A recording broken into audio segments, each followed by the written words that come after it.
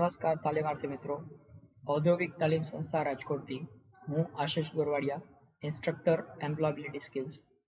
આજના સેશનમાં આપ સૌનું હાર્દિક સ્વાગત કરું છું. મિત્રો, આજના સેશનમાં આપણે લોકો શીખવાના છીએ સેમેસ્ટર 1માં ટોપિક 2. ટોપિકનું ટાઇટલ છે ઇંગ્લિશ લિટરસી, જેમાં ચેપ્ટર નંબર 8. ચેપ્ટર 8નું ટાઇટલ છે ફંક્શનલ ગ્રામર. તો ફંક્શનલ ગ્રામર એને અલગ અલગ પાર્ટમાં આપણે લોકોએ ડિવાઈડ કર્યું છે, જેથી કરીને સરળતાથી સમજી શકાય. જેમાં અત્યારે આપણે લોકો શીખી રહ્યા છીએ પાર્ટ 1. પાર્ટ 1નું નામ છે સેન્ટેન્સ. તો સેન્ટેન્સ એટલે શું અને એ કેવી રીતે બની શકે એ આપણે અહીંયા સમજવાના છીએ. તો આવો મિત્રો શરૂ કરીએ. ફંક્શનલ ગ્રામર, જેમાં સેન્ટેન્સ. સેન્ટેન્સ ગુજરાતીમાં એને કહેવાય વાક્ય. તો સેન્ટેન્સ એટલે શું? તો કે sentence is a group of words that expresses a complete thought. Sentence એટલે કે વાક્ય એટલે શું? તો કે ગ્રુપ ઓફ વર્ડ એટલે કે શબ્દોનો સમૂહ, that expresses a complete thought, જે સંપૂર્ણ વિચાર રજૂ કરે એવું શબ્દોનો સમૂહ એને વાક્ય તરીકે ઓળખવામાં આવે. It must have a subject and a verb. વાક્ય બનવા માટે ખાસ જરૂરી શું છે? તો કે એમાં એક સબ્જેક્ટ હોવું જોઈએ. સબ્જેક્ટ એટલે કર્તા અને વર્બ એટલે ક્રિયાપદ. But it may or may not have an object. એમાં ઓબ્જેક્ટ એટલે કે કર્મ હોઈ પણ શકે અથવા ન પણ હોઈ શકે. તો આમ કર્તા, ક્રિયાપદ અને કર્મ, આ ત્રણ વસ્તુઓ ભેગી કરી અને આપણે વાક્ય બનાવી શકીએ. તો ગુજરાતીમાં કર્તા, કર્મ અને ક્રિયાપદ એમ લખી શકાય. ગુજરાતીમાં જ્યારે આપણે વાક્ય લખીએ તો એમાં કર્તા, કર્મ અને ક્રિયાપદ આ એનો ક્રમ છે. આ ક્રમ પ્રમાણે વાક્ય લખવામાં આવતું હોય છે. દાખલા તરીકે અહીંયા ઉદાહરણ આપ્યું છે કે પ્રિયા ગીત ગાય છે. તો પ્રિયા એ કર્તા છે, જ્યારે ગીત ગાવાની પ્રક્રિયા થઈ રહી છે, બરોબર. તો ગીત એ કર્મ છે અને ક્રિયા શું થઈ રહી છે? તો કે ગાવાની ક્રિયા થઈ રહી છે. તો ગાય છે એ એનું ક્રિયાપદ છે. તો આમ પ્રિયા કર્તા, ગીત એ કર્મ અને ગાવું એ ગાવાની ક્રિયા થઈ રહી છે એટલે એ ક્રિયાપદ છે. તો ગુજરાતીમાં વાક્યની રચના કર્તા, કર્મ અને ક્રિયાપદ એવી રીતે થાય. પરંતુ ઇંગ્લિશમાં જ્યારે આપણે વાક્ય બનાવતા હોઈએ તો ઇંગ્લિશમાં સબ્જેક્ટ એટલે કે કર્તા પહેલા આવે, પછી ક્રિયાપદ એટલે કે વર્બ આવશે અને ત્યાર પછી કર્મ એટલે કે ઓબ્જેક્ટ આવે છે. તો આ જ વાક્યને આપણે ઇંગ્લિશમાં એનું ટ્રાન્સલેશન કરીએ તો શું થઈ શકે?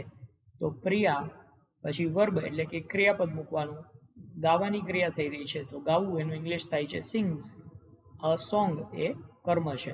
તો પ્રિયા સિંગ્સ અ સોંગ. આ રીતે વાક્ય બની ગયું.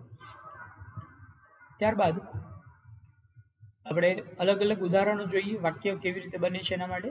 જે આપણે વાક્ય રચના કીધી એ પ્રમાણે સબ્જેક્ટ, ત્યાર પછી વર્બ અને ત્યાર પછી ઓબ્જેક્ટ. તો જોઈએ, આઈ ઈટ એન એપલ. તો આમાં આઈ છે એ સબ્જેક્ટ છે, ઈટ એટલે ખાવાની ક્રિયા થઈ રહી છે એ વર્બ છે અને ઓબ્જેક્ટ તરીકે એન એપલ આપ્યું છે. આઈ ઈટ એન એપલ. તો હું સફરજન ખાઉં છું. ત્યારબાદ બીજું ઉદાહરણ જોઈએ. અહીંયા વી સબ્જેક્ટ તરીકે શું આપ્યું છે? We are playing. Are playing એટલે રમવાની ક્રિયા થઈ રહી છે તો એ વર્બ છે. ક્રિકેટ એ ઓબ્જેક્ટ છે. તો વી આર પ્લેઇંગ ક્રિકેટ. અમે ક્રિકેટ રમી રહ્યા છીએ. ત્યારબાદ બીજું ઉદાહરણ જોઈએ. સબ્જેક્ટ, વર્બ અને ઇનડાયરેક્ટ ઓબ્જેક્ટ. ઘણી વખત એવું બનતું હોય કે વાક્યની અંદર ઇનડાયરેક્ટ ઓબ્જેક્ટ પણ આપેલો હોય કે અપ્રત્યક્ષ કર્મ એ પણ આપવામાં આવેલું હોય. તો એનું ઉદાહરણ જોઈએ અને ત્યાર પછી ડાયરેક્ટ ઓબ્જેક્ટ પણ આપવામાં આવેલો હોય. તો જોઈએ, Ram gave his cat milk. તો Ram gave his cat milk. રામે તેની બિલાડીને દૂધ આપ્યું. તો આ તેની બિલાડીને આ જે લખ્યું છે આ ઇનડાયરેક્ટ ઓબ્જેક્ટ છે એટલે અપ્રત્યક્ષ કર્મ છે અને મિલ્ક એટલે ડાયરેક્ટ ઓબ્જેક્ટ છે. તો હવે કોઈ વાક્યમાં એક કરતાં વધારે ઓબ્જેક્ટ આવી શકે. અહીંયા આ વાક્ય જે ઉપર આપણે જોયું એમાં માત્ર એક જ ઓબ્જેક્ટ છે, પણ અહીંયા બીજા વાક્યની અંદર તમે જોઈ શકો છો કે ઇનડાયરેક્ટ ઓબ્જેક્ટ પણ આપેલું છે અને ડાયરેક્ટ ઓબ્જેક્ટ પણ આપેલું છે. તો હવે આપણે ડાયરેક્ટ ઓબ્જેક્ટ કયું છે અને ઇનડાયરેક્ટ ઓબ્જેક્ટ કયું છે એ ગોતવું હોય તો કેવી રીતે ખબર પડી શકે? તો વાક્યમાં જે ક્રિયા થઈ રહી છે એ ક્રિયા છે આ ગેવ એટલે કે આપવાની ક્રિયા. તો તો ક્રિયાપદને શું એવો પ્રશ્ન પૂછીએ અને જે જવાબ મળે એ ડાયરેક્ટ ઓબ્જેક્ટ હોય. ક્રિયાપદ છે એને શું એવો પ્રશ્ન પૂછવાથી જે જવાબ મળે એ ડાયરેક્ટ ઓબ્જેક્ટ હોય છે. તો અહીંયા ગીવ એટલે આપવું, તો આપણે પૂછીએ શું આપ્યું, તો કે મિલ્ક, તો મિલ્ક છે એ ડાયરેક્ટ ઓબ્જેક્ટ થયો. તો ક્રિયાપદને શું પ્રશ્ન પૂછવાથી જે મળે એ ડાયરેક્ટ ઓબ્જેક્ટ હોય, પણ ક્રિયાપદને કોને એવો પ્રશ્ન પૂછવાથી જે જવાબ મળે એ ઇનડાયરેક્ટ ઓબ્જેક્ટ હોય. ગીવ એટલે આપ્યું, તો આપણે પૂછીએ કોને આપ્યું, તો કે બિલાડીને, તો અહીંયા બિલાડી એ ઇનડાયરેક્ટ ઓબ્જેક્ટ છે. તો ફરીથી યાદ રાખજો મિત્રો, ક્રિયાપદને શું એવો પ્રશ્ન પૂછવાથી જે જવાબ મળે એ ડાયરેક્ટ ઓબ્જેક્ટ હોય અને કોને એવો પ્રશ્ન પૂછવાથી જે જવાબ મળે એ ઇનડાયરેક્ટ ઓબ્જેક્ટ હોય. અહીંયા આપણે ઉદાહરણમાં આપ્યું છે ગીવ એટલે આપવું, તો આપણે પૂછીએ શું આપ્યું, તો શું આપ્યું, તો જવાબ મળે છે મિલ્ક, તો મિલ્ક ડાયરેક્ટ ઓબ્જેક્ટ છે. આપણે પૂછીએ કોને આપ્યું, તો કે બિલાડીને, તો બિલાડી એ ઇનડાયરેક્ટ ઓબ્જેક્ટ છે. ત્યારબાદ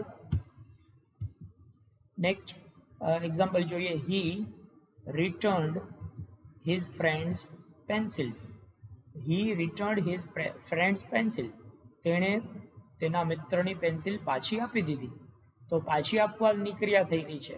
આપણે પૂછીએ શું પાછું આપ્યું, તો પેન્સિલ, તો પેન્સિલ એ ડાયરેક્ટ ઓબ્જેક્ટ છે. આપણે પૂછીએ કોને પાછી આપી, તો કે તેના મિત્રને, તો તેનો મિત્ર એ ઇનડાયરેક્ટ ઓબ્જેક્ટ છે. તો આવી રીતે વાક્યમાં ડાયરેક્ટ ઓબ્જેક્ટ અને ઇનડાયરેક્ટ ઓબ્જેક્ટ બે આવી શકે. તો બંને રીતે વાક્ય કેમ બને એ મેં તમને સમજાવી દીધું છે. અહીંયા તમને તમારી ટેક્સ્ટ બુકની અંદર એક ચાર્ટ આપેલું છે, એક ટેબલ આપેલું છે. એ ટેબલની અંદરથી તમારે વાક્યો બનાવવાના છે. આવી રીતે સબ્જેક્ટ, વર્બ અને ઓબ્જેક્ટ સિલેક્ટ કરી અને મેક્સિમમ જેટલા પોસિબલ હોય એટલા વાક્યો તમારે એમાંથી બનાવવાના છે, જેથી કરીને તમને વાક્ય બનાવવાની પ્રેક્ટિસ થઈ શકે. Thank you.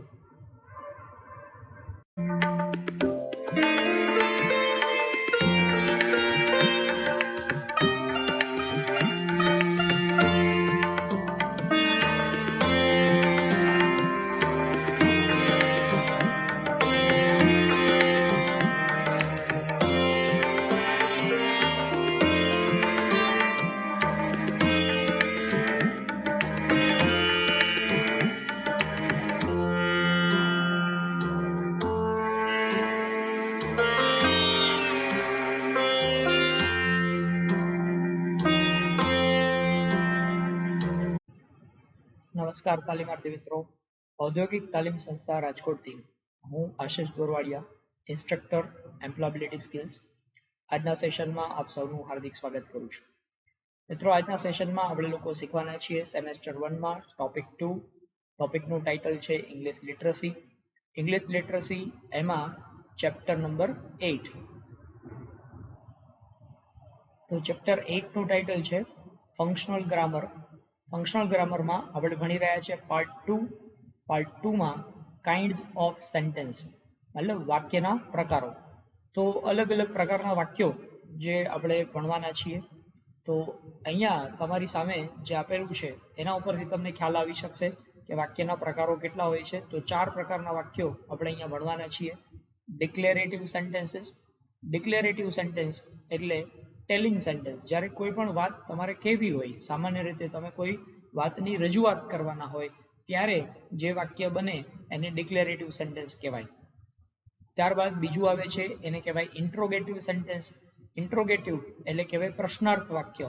પ્રશ્નાર્થ વાક્ય એટલે કે ક્વેશ્ચન સેન્ટેન્સ, મતલબ કે જ્યારે તમારે કોઈ પણ બાબત ઉપર પ્રશ્ન પૂછવો છે, કોઈ પણ વાત વિશે તમારે પ્રશ્ન પૂછવો છે, તો પ્રશ્ન પૂછવા માટે તમે જે વાક્ય બનાવો છો એને કહેવાશે ઇન્ટ્રોગેટિવ સેન્ટેન્સ.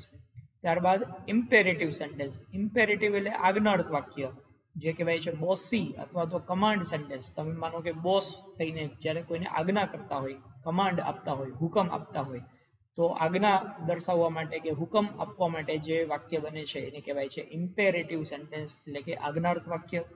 અને ત્યારબાદ આવે છે એક્સક્લેમેટરી સેન્ટેન્સ. એક્સક્લેમેટરી સેન્ટેન્સ મતલબ ઉદ્ગાર વાક્ય. સ્ટ્રોંગ ફિલિંગ સેન્ટેન્સીસ, જ્યારે તમારે કોઈ લાગણી દર્શાવવી છે, કોઈ આવેશ દર્શાવવો છે, કોઈ ઉદ્ગાર દર્શાવવો છે, એના માટે જે વાક્ય બને એને એક્સક્લેમેટરી સેન્ટેન્સ તરીકે ઓળખવામાં આવે છે.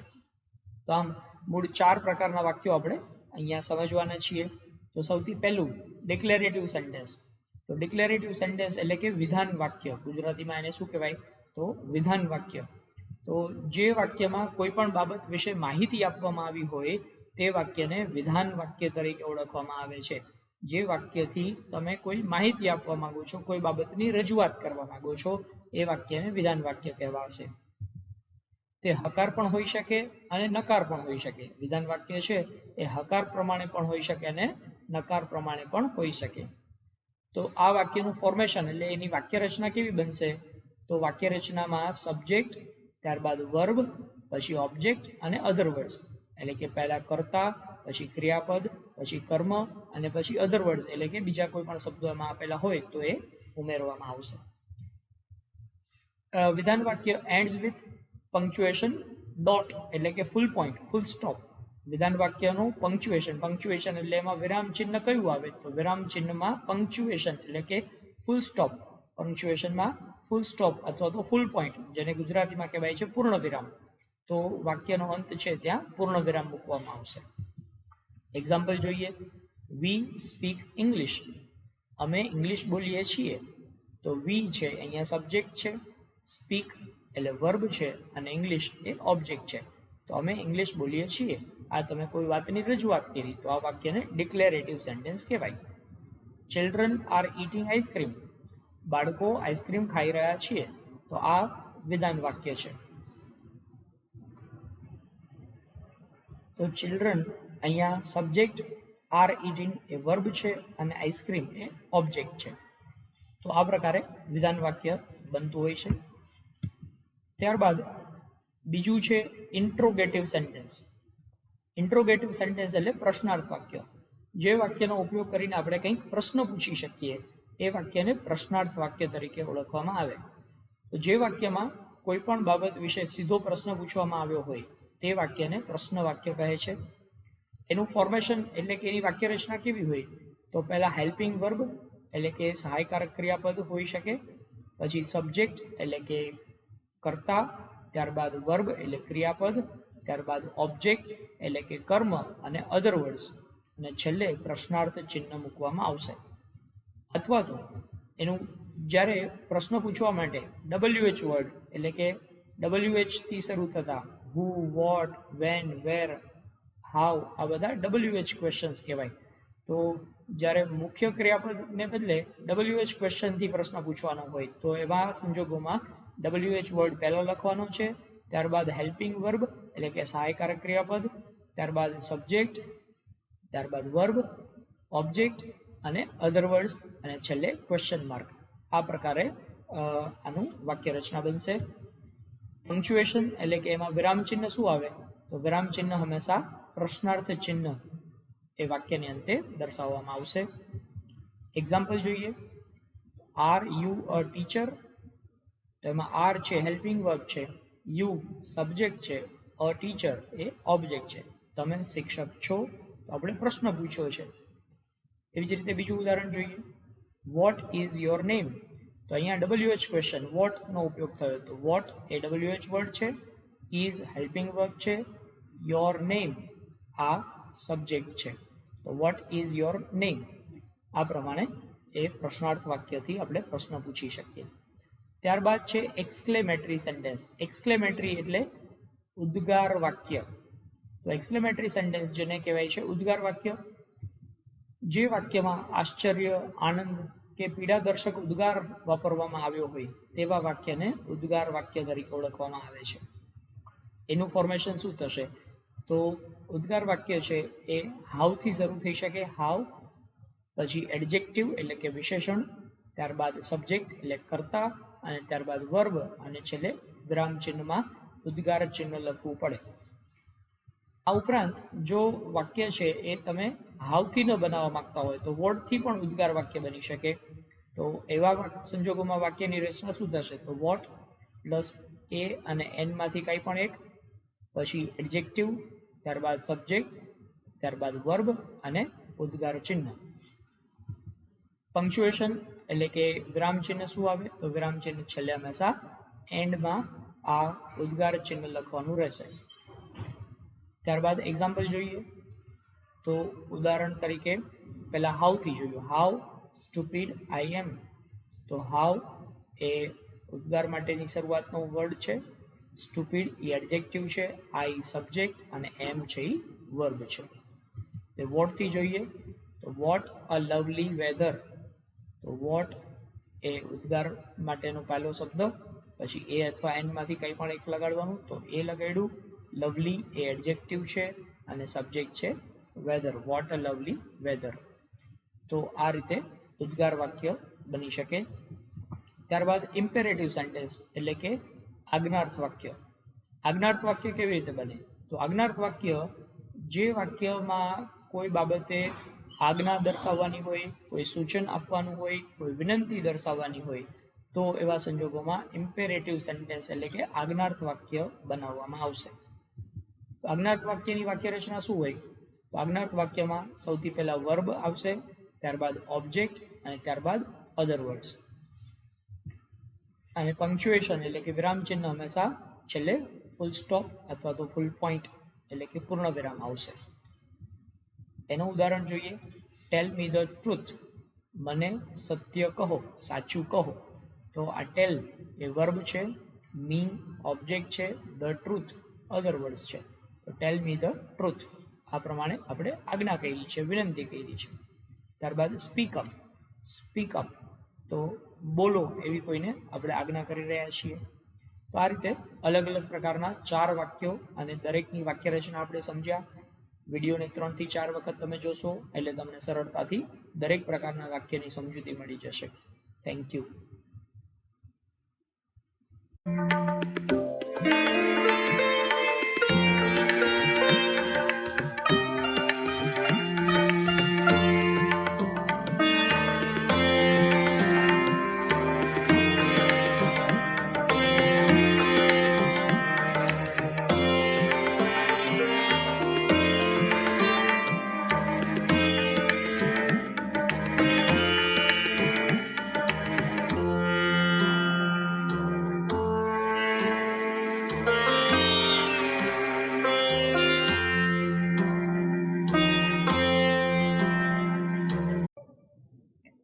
નમસ્કાર તાલીમાર્થી મિત્રો. ઔદ્યોગિક તાલીમ સંસ્થા રાજકોટથી હું આશિષ ગોરવાડિયા, ઇન્સ્ટ્રક્ટર એમ્પ્લોયબિલિટી સ્કિલ્સ. આજના સેશનમાં આપ સૌનું સ્વાગત કરું છું. મિત્રો, આજના સેશનમાં આપણે લોકો શીખવાના છીએ સેમેસ્ટર 1માં ટોપિક 2. ટોપિકનું ટાઇટલ છે ઇંગ્લિશ લિટરસી, જેમાં ચેપ્ટર નંબર 8. ચેપ્ટર 8નું નામ છે ફંક્શનલ ગ્રામર. ફંક્શનલ ગ્રામર એમાં આપણે ભણવાના છે પાર્ટ 3, અને પાર્ટ 3માં ટ્રાન્સફોર્મેશન ઓફ સેન્ટેન્સીસ એટલે કે વાક્યોનું રૂપાંતરણ. તો વાક્યોનું રૂપાંતરણ કેવી રીતે થાય એ આપણે અહીંયા સમજવાના છીએ. તો ટ્રાન્સફોર્મેશન ઓફ સેન્ટેન્સ એટલે કે વાક્ય રૂપાંતર. તો વાક્ય રૂપાંતર એટલે વાક્યના મૂળ અર્થને બદલ્યા વગર તેના રૂપમાં ફેરફાર કરવામાં આવે તો એને વાક્ય રૂપાંતર કહેવાય છે. વાક્ય રૂપાંતર માટે no sooner than, not only but also, unless, adding or removing to આ બધા જ અલગ અલગ પ્રકારના શબ્દોનો ઉપયોગ કરી અને આપણે વાક્યનું રૂપાંતરણ કરવાનું હોય છે. તો આપણે એક પછી એક સમજતા જઈએ. સૌથી પહેલા નો સુનર ધેન. નો સુનર ધેન આ શબ્દનો પ્રયોગ કરી અને આપણે વાક્યનું રૂપાંતરણ કરવાનું છે. તો નો સુનર ધેનનો અર્થ છે કે એક ક્રિયા થઈ તેની સાથે જ બીજી ક્રિયા થઈ. એક ક્રિયા થઈ તત્કાલ એના પછી તરત જ બીજી કોઈ ક્રિયા થઈ છે, આવું જ્યારે દર્શાવવું હોય ત્યારે આપણે નો સુનર ધેન આ શબ્દનો ઉપયોગ કરીએ છીએ.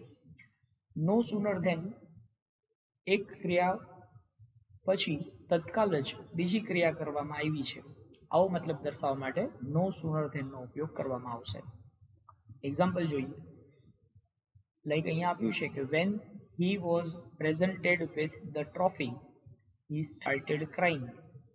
When he was presented with a trophy એટલે જ્યારે એને ટ્રોફી આપવામાં આવી, હી સ્ટાર્ટેડ ક્રાઇંગ ત્યારે તે રડવા માંડ્યો. તો અહીંયા એક ક્રિયા થઈ ટ્રોફી આપવાની, એના પછી તરત જ બીજી ક્રિયા થઈ એના રડવાની. હવે આ વાક્ય છે એને આપણે નો સુનરથી આપણે જોડવું છે. તો આ પ્રમાણેનો આન્સર થશે no sooner was he presented with a trophy than he started crying. તો નો સુનર પછી આ પહેલું વાક્ય લખ્યું અને ત્યારબાદ આ કોમા કાઢી એની જગ્યાએ ધેન લખી અને પછી બીજું વાક્ય લખ્યું. તો no sooner was he presented with a trophy, જેવું તેને ટ્રોફી આપવામાં આવી કે તરત જ હી સ્ટાર્ટેડ ક્રાઇંગ, તરત જ તે રડવા માંડ્યો. તો નો સુનર ધેન એટલે કે જેવું કે તરત જ, આ એનો ગુજરાતી મતલબ થાય, જેવું કે પછી તરત જ, જેવું એને ટ્રોફી આપવામાં આવી તરત જ તે રડવા માંડ્યો. ત્યારબાદ not only but also. Not only but also એટલે શું? તો માત્ર કોઈ એક વસ્તુ નહીં, બીજી પણ, એવો આપણે મતલબ દર્શાવવો હોય ત્યારે નોટ ઓનલી બટ ઓલ્સોનો ઉપયોગ થાય છે. માત્ર આ નહીં, તે પણ, આવો જ્યારે મતલબ દર્શાવવો હોય. તો જ્યારે આપણે કોઈ બે વિકલ્પો વિશે વાત કરતા હોઈએ અને તેમાં બંનેને સમાન મહત્વ દર્શાવવું હોય, તો માત્ર પહેલો વિકલ્પ નહીં, બીજો પણ, આ બંને વિકલ્પનું સમાન મહત્વ જ્યારે આપણે દર્શાવવું હોય ત્યારે નોટ ઓનલી બટ ઓલ્સોનો ઉપયોગ કરવામાં આવે છે. એક્ઝામ્પલ જોઈએ તો Meera and Sita are intelligent. તો મીરા પણ ઇન્ટેલિજન્ટ છે અને સીતા પણ ઇન્ટેલિજન્ટ છે. તો બંને વિકલ્પ છે અહીંયા અને આપણે નોટ ઓનલી બટ ઓલ્સોથી કનેક્ટ કરવું છે. તો કેવી રીતે કરી શકાય? તો પહેલા વિકલ્પની આગળ નોટ ઓનલી અને બીજા વિકલ્પની પાસે બટ ઓલ્સો. તો not only Meera, not only Meera but also Sita is intelligent. તો માત્ર મીરા જ નહીં, સીતા પણ ઇન્ટેલિજન્ટ છે. ત્યારબાદ he ate an apple and drank a glass of milk. He ate an apple એટલે તેણે સફરજન ખાધું અને drank a glass of milk અને તેણે એક ગ્લાસ દૂધ પીધું. તો હવે આને નોટ ઓનલી બટ ઓલ્સોથી જોડવું હોય તો કેવી રીતે કરી શકાય? તો he not only ate an apple, તેણે માત્ર સફરજન ખાધું જ નહીં, but also drank a glass of milk, પરંતુ એક ગ્લાસ દૂધ પણ પીધું. તો આ રીતે નોટ ઓનલી બટ ઓલ્સોથી આપણે વાક્ય જોડી શકીએ. ત્યારબાદ યુઝ અનલેસ. અનલેસનો ઉપયોગ આપણે કરવો હોય તો ઇફ અને અનલેસ એટલે જો, ઇફનો મતલબ થાય જો તો અને અનલેસનો મતલબ થાય જો નહીં તો. તો આ શબ્દનો ઉપયોગ ત્રણ સંજોગોમાં કરી શકાય છે. તો ઇફ પ્લસ નોટ એટલે અનલેસ. માત્ર ઇફનો મતલબ થાય જો તો, પણ ઇફ પ્લસ નોટ કરીએ એટલે અનલેસ થયું. તો અનલેસનો મતલબ થાય જો નહીં તો. એક્ઝામ્પલ જોઈએ. If you water the plants they will not die. જો તમે છોડને પાણી પાશો તો તે મરશે નહીં. તો ઇફ અને નોટ અહીંયા આવ્યું, તો આમાં અનલેસનો ઉપયોગ આપણે કરીએ. તો અનલેસ યુ વોટર પ્લાન્ટ એટલે જો તમે પાણી નહીં પાઓ, દે વિલ ડાય તો તે એ મરી જશે. પાણી પાશો તો એ મરશે નહીં. આ પહેલા વાક્યનો મતલબ શું થયો? તો જો તમે છોડને પાણી પાશો તો તે મરશે નહીં. હવે એની જગ્યાએ આપણે અનલેસ લગાવ્યું. તો અનલેસમાં શું કર્યું? Unless you water the plant, જો તમે પાણી નહીં પાઓ તો દે વિલ ડાય, તો તે મરી જશે. તો વાક્યનો મતલબ તો એક જ રહ્યો, પણ અહીંયા આપણે નકારાત્મક નોટ ઉમેર્યું હતું. એની જગ્યાએ આ અનલેસ શબ્દ છે એ પોતે જ નકારાત્મક છે, એટલે નોટ ઉમેરવાની જરૂર રહેશે નહીં. ત્યારબાદ અનલેસનો ઉપયોગ, એમાં ઇફ અનલેસ પ્લસ નોટ. હવે અનલેસની સાથે નોટ આપેલું હોય ત્યારે આપણે ઇફનો ઉપયોગ કરીએ. તો ઉદાહરણ તરીકે if you read you will learn. If you read જો તમે વાંચશો, યુ વિલ લર્ન તો તમે શીખશો. તો ઇફનો મતલબ થાય જો તો, જો તમે વાંચશો તો તમે શીખશો. હવે આની જગ્યાએ આપણે અનલેસ વાપરવું છે. તો અનલેસ યુ રીડ, અનલેસ એટલે જો નહીં તો, જો તમે વાંચશો નહીં તો તમે શીખશો નહીં. તો you will not learn. Unless you read you will not learn, જો તમે વાંચશો નહીં તો તમે શીખશો નહીં. ઓનલી ઇફ, જ્યારે વાક્યની અંદર ઓનલી ઇફ આપેલું હોય તો ઓનલી ઇફને દૂર કરીને જગ્યાએ નેવર અનલેસનો ઉપયોગ આપણે કરવો પડશે. તો એક્ઝામ્પલ જોઈએ. Monkeys fight only if they are 100-1. 100ની સામે, એકની સામે 100 હોય, 100-1 મતલબ એકની સામે 100 હોય તો જ મંકીઝ છે એ ફાઇટ કરે છે, નહીતર એ ફાઇટ કરતા નથી. તો તો નહીતર એ ફાઇટ કરતા નથી એવો મતલબ આપણે દર્શાવવા માટે અનલેસની સાથે નેવર ઉપયોગ કરવાનો. તો monkeys never fight unless they are 100 to 1. જ્યાં સુધી એકની સામે 100 નથી હોતા ત્યાં સુધી એ લોકો ફાઇટ કરતા નથી. તો આમ આપણે ઓનલી ઇફ એને દૂર કરીને નેવર પ્લસ અનલેસનો ઉપયોગ કર્યો. ત્યારબાદ રિમૂવ ટુ. વાક્યમાં ટુ આપેલું હોય એને આપણે દૂર કરવું હોય તો એના માટે ઉદાહરણ જોઈએ. ટુનો અર્થ અતિશય અથવા તો ના ઉપરાંત એમ થઈ શકે. He is too shy. He is too shy. Shy એટલે શરમાળ. તો તે અતિશય શરમાળ છે અથવા ખૂબ જ શરમાળ છે. ત્યારબાદ she is beautiful and smart too. તો અહીંયા ટુનો મતલબ છે ઉપરાંત. She is beautiful and smart too તો મતલબ તે સુંદર હોવા ઉપરાંત હોશિયાર પણ છે. તો અહીંયા ઉપરાંત એવો મતલબ દર્શાવવા માટે ટુનો ઉપયોગ થયો. હવે આપણે ટુના અલગ અલગ ઉપયોગો વિશે સમજીએ. તો ટુનો મતલબ છે ઓલ્સો અથવા નોટ ઓનલી બટ ઓલ્સો અથવા એઝ વેલ એઝ અથવા બોથ એન્ડ. અહીંયા ટુનો ઉપયોગ છે એ આના ઉપરાંત બીજું એવો પણ મતલબ થઈ શકે. તો જોઈએ એમાં ઉદાહરણ. He has a car and motorcycle too. તો અહીંયા એનો મતલબ છે કે એની પાસે કાર પણ છે અને મોટરસાઇકલ પણ છે. તો અહીંયા ટુનો મતલબ આના ઉપરાંત, કારના ઉપરાંત મોટરસાઇકલ પણ છે. તો અહીંયા આપણે ટુ દૂર કરી અને એની જગ્યાએ ઓલ્સો ઉમેરી દીધું. જુઓ, હી has a car and a motorcycle also. તો એની પાસે કાર પણ છે અને મોટરસાઇકલ પણ છે. હવે ઓલ્સોને બદલે નોટ ઓનલી બટ ઓલ્સો ઉમેરવું છે. તો he has not only a car but also a motorcycle. તેની પાસે માત્ર કાર જ નથી પણ મોટરસાઇકલ પણ છે. ત્યારબાદ હી has a car as well as a motorcycle. તો અહીંયા આપણે તમે જોઈ શકો છો કે ટુ કાઢી એની જગ્યાએ એઝ વેલ એઝનો ઉપયોગ કર્યો. તો હી હેઝ અ કાર એટલે તેની પાસે કાર છે, as well as a motorcycle એટલે મોટરસાઇકલ પણ છે. ત્યારબાદ આપણે બોથ એન્ડનો ઉપયોગ કરીએ. તો he has both a car and a motorcycle.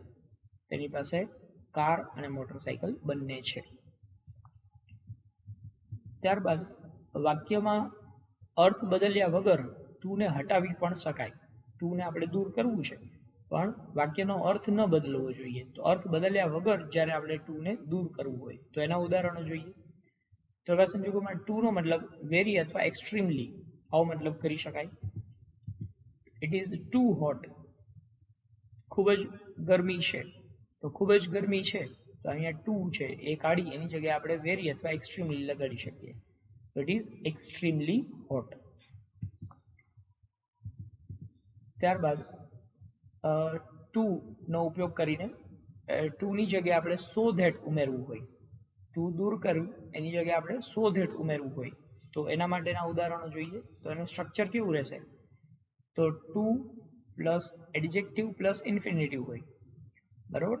જ્યારે વાક્યમાં ટુ આપેલું છે તો ટુની સાથે એડજેક્ટિવ અને એની પછી ઇન્ફિનિટિવ આપેલું હોય. હવે એને બદલે આપણે સો ધેટ ઉમેરવું હોય તો શું કરવું પડે? તો કે પહેલાં સો ધેટ ઉમેરવા માટે સો પ્લસ એડજેક્ટિવ પ્લસ ધેટ અને પછી નેગેશન એટલે કે એનું નકારાત્મક વાક્ય મૂકી દેવાનું. ઉદાહરણ જોઈએ. The words are too difficult to understand. Words are too difficult to understand મતલબ આ શબ્દો સમજવા ખૂબ જ અઘરા છે. હવે અહીંયા ટુ કાઢવું છે એની જગ્યાએ આપણે સો ધેટ ઉમેરવું છે. તો the words are so difficult. વાક્ય રચના જોઈએ. પહેલાં સો મૂકી દીધું, પછી એડજેક્ટિવ છે ડિફિકલ્ટ, પછી that. Words are so difficult that they can not be understood. શબ્દો એટલા બધા અઘરા છે કે તે સમજી શકાય તેમ નથી. ત્યારબાદ બીજું સ્ટ્રક્ચર જોઈએ. ટુ એની સાથે એડજેક્ટિવ અને નેગેટિવ આપેલું હોય અને પછી ઇન્ફિનિટિવ આપેલું હોય. ટુ વાળું વાક્ય છે એમાં એડજેક્ટિવ પછી નેગેશન એટલે નકારાત્મક વાક્ય આપેલું હોય અને પછી ઇન્ફિનિટિવ આપેલું હોય. તો એવા સંજોગોમાં સો પછી એડજેક્ટિવ અને પછી ધેટ. તો ટૂંકમાં ટુની સાથે જો હકારાત્મક હોય તો આપણે સો ધેટમાં નકાર બનાવવાનો અને ટુની સાથે જો નકાર હોય તો આપણે સો ધેટમાં હકાર બનાવવાનો. તો ઉદાહરણ જોઈએ. Her perfume is too strong not to be noticed. તેણીનું પરફ્યુમ એટલું બધું સ્ટ્રોંગ છે કે નોટિસ થયા વગર રહે નહીં. તો અહીંયા ટુ સાથે નકાર આપેલું છે. તો હવે આપણે સો ધેટ ઉમેરીએ. Her perfume is so strong that it can be easily, surely or definitely be noticed. તેનું પરફ્યુમ એટલું બધું સ્ટ્રોંગ છે કે તે સરળતાથી નોટિસ થઈ જાય છે.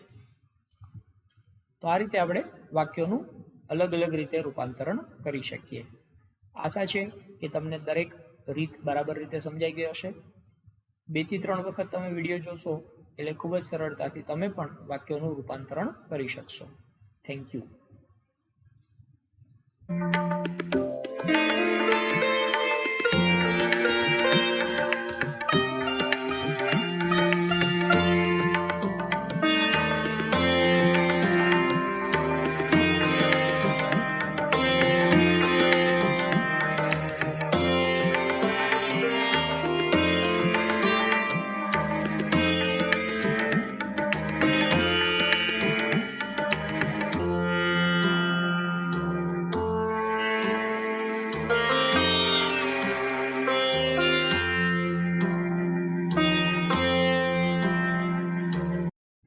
નમસ્કાર તાલીમાર્થી મિત્રો.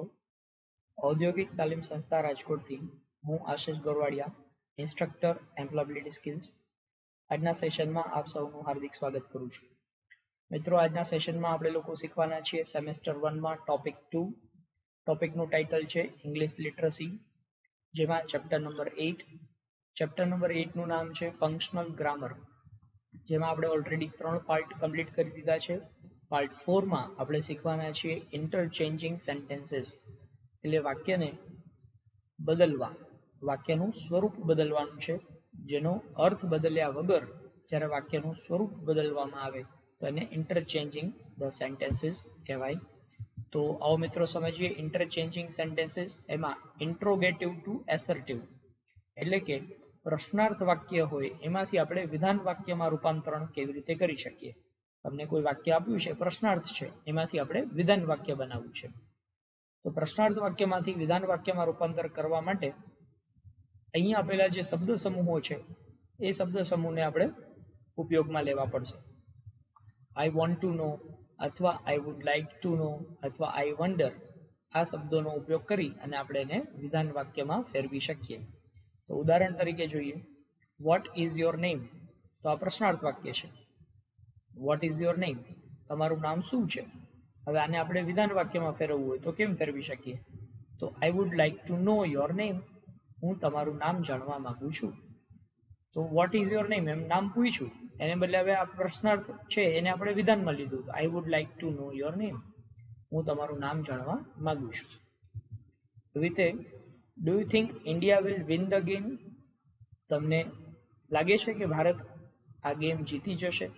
તો આ પ્રશ્નાર્થ પૂછ્યો. હવે એને આપણે વિધાન વાક્યમાં ફેરવવું છે. I wonder if India will win the game, મને આશ્ચર્ય છે કે ભારત આ ગેમ જીતશે.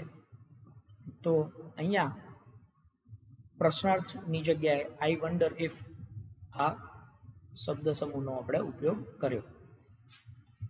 ત્યારબાદ એસર્ટિવ ટુ ઇન્ટ્રોગેટિવ, એટલે કે વિધાન વાક્ય જે આપ્યું હોય એનું આપણે પ્રશ્નાર્થ વાક્યમાં રૂપાંતર કરવું હોય. તો વિધાન વાક્યનું પ્રશ્નાર્થ વાક્યમાં રૂપાંતરણ કરવા માટે આપણે ક્વેશ્ચન ટેગનો ઉમેરો કરવાનો રહેશે. ઉદાહરણ જોઈએ. દે આર વેરી જનરસ, તેઓ ખૂબ જ જનરસ એટલે ઉદાર છે. તો આ વિધાન વાક્ય આપ્યું છે. હવે આનું આપણે પ્રશ્નાર્થ રૂપાંતરિત કરવું હોય તો શું કરી શકાય? આરન્ટ દે વેરી જનરસ, શું તેઓ ખૂબ જ ઉદાર નથી?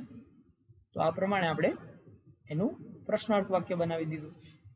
એવી જ રીતે Sam went home early today, Sam આજે ઘરે વહેલો ગયો. બરાબર, આ વિધાન વાક્ય છે. હવે આનું આપણે પ્રશ્નાર્થ કરીએ. તો didn't Sam go home early today, શું આજે સેમ ઘરે વહેલો ગયો નહોતો? તો આ રીતે આ વિધાન વાક્યનું આપણે પ્રશ્નાર્થ વાક્યમાં રૂપાંતરણ કર્યું. ત્યારબાદ એક્સક્લેમેટરી ટુ એસર્ટિવ. એક્સક્લેમેટરી એટલે કે ઉદ્ગાર વાક્ય હોય એનું આપણે વિધાન વાક્યમાં રૂપાંતરણ કરવું હોય તો ઉદ્ગાર વાક્ય છે એના માટે હંમેશા એમાં આવતા શબ્દો છે વોટ, વાવ, હાવ આ પ્રકારના જે શબ્દો છે એને દૂર કરી એની જગ્યાએ વેરી, એક્સ્ટ્રીમલી અથવા સર્ટેનલી આવા શબ્દોનો ઉપયોગ કરવાનો રહેશે. આ ઉપરાંત વાક્યના અંતે જે ઉદ્ગાર ચિહ્ન આવેલું છે એ ઉદ્ગાર ચિહ્ન કાઢી એની જગ્યાએ આપણે પૂર્ણ વિરામ મૂકવાનું રહેશે. તો ઉદાહરણ જોઈએ તો વધારે ખ્યાલ આવશે. What a beautiful house it is. આ કેટલું સુંદર ઘર છે. બરાબર. તો હવે આ ઉદ્ગાર વાક્ય છે, આનું આપણે વિધાન વાક્ય બનાવવું હોય તો કેમ બનાવી શકાય? તો it is a very beautiful house. તો અહીંયા તમે જોઈ શકો છો કે આ વિધાન વાક્યની વાક્ય રચના પ્રમાણે વાક્યમાં સબ્જેક્ટ પહેલા આવે, ત્યારબાદ વર્બ છે ઇઝ આવી ગયો, પછી આપણે કીધું હતું કે વોટ કે હાઉ છે એને કાઢીને વેરી લગાડી દેવાનું, તો ઇટ ઇઝ અ વેરી. પછી આ વાક્ય છે એમને રહેશે બ્યુટીફુલ હાઉસ, તો it is a very beautiful house. ત્યારબાદ બીજું હાઉથી શરૂ થયું હોય, how beautiful the house is. તો આવા સંજોગોમાં આપણે સબ્જેક્ટ પહેલા લખવો પડે, તો આમાં સબ્જેક્ટ કોણ છે? તો કે ધ હાઉસ. તો ધ હાઉસ ઇઝ, પછી હાઉ કાઢીને જગ્યાએ very, the house is very beautiful. ત્યારબાદ એસર્ટિવ ટુ એક્સક્લેમેટરી, એટલે કે વિધાન વાક્ય હોય એનું આપણે ઉદ્ગાર વાક્યમાં રૂપાંતરણ કરવાનું થાય. તો વિધાન વાક્યનું ઉદ્ગાર વાક્યમાં રૂપાંતર કરવું હોય તો એવા સંજોગોમાં વાક્યની અંદર વેરી, એક્સ્ટ્રીમલી કે સર્ટેનલી આવા જે શબ્દો આપેલા છે એને દૂર કરી એની જગ્યાએ વોટ, વાવ અથવા હાવ આ પ્રકારના શબ્દોનો ઉપયોગ કરવાનો. પૂર્ણ વિરામ આપેલું છે એને દૂર કરી એની જગ્યાએ ઉદ્ગાર ચિહ્ન મૂકવાનું રહેશે. તો આપણે ઉદાહરણ જોઈએ તો વધારે ખ્યાલ આવશે આપણને. તો it is a wonderful piece of art. It is a wonderful piece of art આ વિધાન વાક્ય છે, આનું આપણે ઉદ્ગાર વાક્ય બનાવવું છે.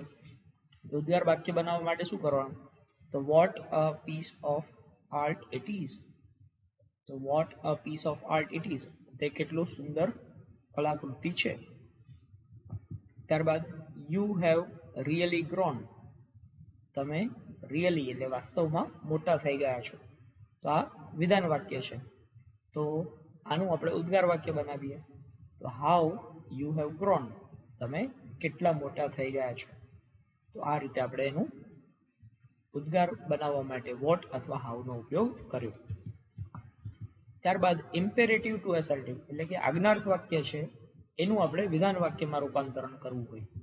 તો આજ્ઞાર્થ વાક્યનું વિધાન વાક્યમાં રૂપાંતર કરતી વખતે આજ્ઞામાં જો સલાહ કે સૂચનાનો ભાવ હોય તો આપણે શુડનો ઉપયોગ કરવાનો, પરંતુ જો આજ્ઞાર્થ વાક્ય છે એમાં ફરજિયાતપણાનો ભાવ હોય, હુકમનો ભાવ હોય તો એવા સંજોગોમાં આપણે મસ્ટનો ઉપયોગ કરવો પડશે. તો ઉદાહરણથી વધારે ખબર પડશે. Avoid eating junk food. Junk food ખાવાનું અવોઇડ કરો. તો આ સલાહ આપી રહ્યા છે. તો સલાહ આપી રહ્યા હોય તો you should avoid eating junk food. તમારે જંક ફૂડ ખાવાનું અવોઇડ કરવું જોઈએ. તો આ અવોઇડ ઇટિંગ જંક ફૂડ આ આજ્ઞાર્થ વાક્ય હતું, એમાંથી આપણે શુડનો ઉપયોગ કરીને વિધાન વાક્ય બનાવીએ. Obey the traffic rules. ટ્રાફિકના નિયમોનું પાલન કરો. તો ટ્રાફિકના નિયમોનું પાલન કરવાની વાત અહીંયા કરી છે આજ્ઞાર્થ વાક્ય, એનું આપણે વિધાન વાક્ય બનાવીએ. કારણ કે ટ્રાફિકના નિયમોનું પાલન ફરજિયાતપણે કરવું પડે, તો ફરજિયાતપણું દર્શાવવું હોય તો અહીંયા મસ્ટનો ઉપયોગ કરવો જોઈએ. You must obey the traffic rules. તમારે ટ્રાફિકના નિયમોનું પાલન કરવું જ જોઈએ. તો આ રીતે આપણે હકારમાંથી નકાર અથવા તો ઉદ્ગારમાંથી પ્રશ્નાર્થમાંથી વિધાન વાક્ય, આમ અલગ અલગ પ્રકારના રૂપાંતરણ શીખ્યા છીએ. વિડીયોને વારંવાર જોવાથી તમને દરેક રીત છે એ બરાબર સમજાઈ જશે અને તમે પણ સેન્ટેન્સને રૂપાંતરિત કરી શકશો. Thank you.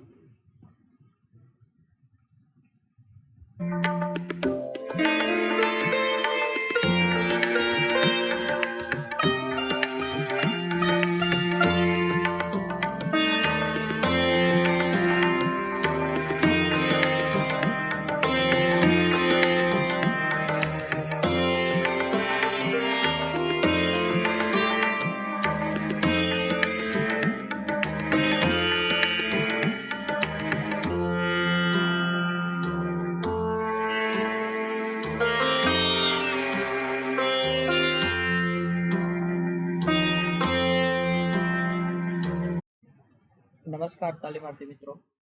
ઔદ્યોગિક તાલીમ સંસ્થા રાજકોટથી હું આશિષ ગોરવાડિયા, ઇન્સ્ટ્રક્ટર એમ્પ્લોયબિલિટી સ્કિલ્સ. આજના સેશનમાં આપ સૌનું હાર્દિક સ્વાગત કરું છું. મિત્રો, આજના સેશનમાં આપણે લોકો શીખવાના છીએ સેમેસ્ટર 1માં ટોપિક 2. ટોપિકનું નામ છે ઇંગ્લિશ લિટરસી, જેમાં ચેપ્ટર નંબર 8. ચેપ્ટર 8નું નામ છે ફંક્શનલ ગ્રામર, જેમાં આપણે ઓલરેડી 4 પાર્ટ કમ્પ્લીટ કર્યા છે. 5મા પાર્ટની અંદર એક્ટિવ વોઇસ અને પેસિવ વોઇસ આ આપણે ભણી રહ્યા છીએ. મિત્રો, ખૂબ જ અગત્યનો ટોપિક છે active voice and passive voice. કર્તરી રચના અને કર્મની રચના ખૂબ જ અગત્યનો છે. એકદમ ધ્યાનથી તમે વિડીયો જોશો, એકદમ સરળતાથી તમને સમજાઈ જશે. તો આવો મિત્રો શરૂ કરીએ એક્ટિવ વોઇસ, પેસિવ વોઇસ. તો એક્ટિવ વોઇસ અને પેસિવ વોઇસ શું છે? તો એક્ટિવ વોઇસ, જેને ગુજરાતીમાં કહેવાય છે કર્તરી વાક્ય રચના, અને પેસિવ વોઇસને કહેવાય છે કર્મણી વાક્ય રચના. તો કર્તુવાચક અથવા તો કર્તરી વાક્ય રચના, એમાં ક્રિયાનો કરનાર છે એટલે કે કર્તા એ મુખ્ય છે એવું જ્યારે આપણે દર્શાવવું હોય ત્યારે આપણે એક્ટિવ વોઇસ વાળું વાક્ય ઉપયોગ કરીએ છીએ.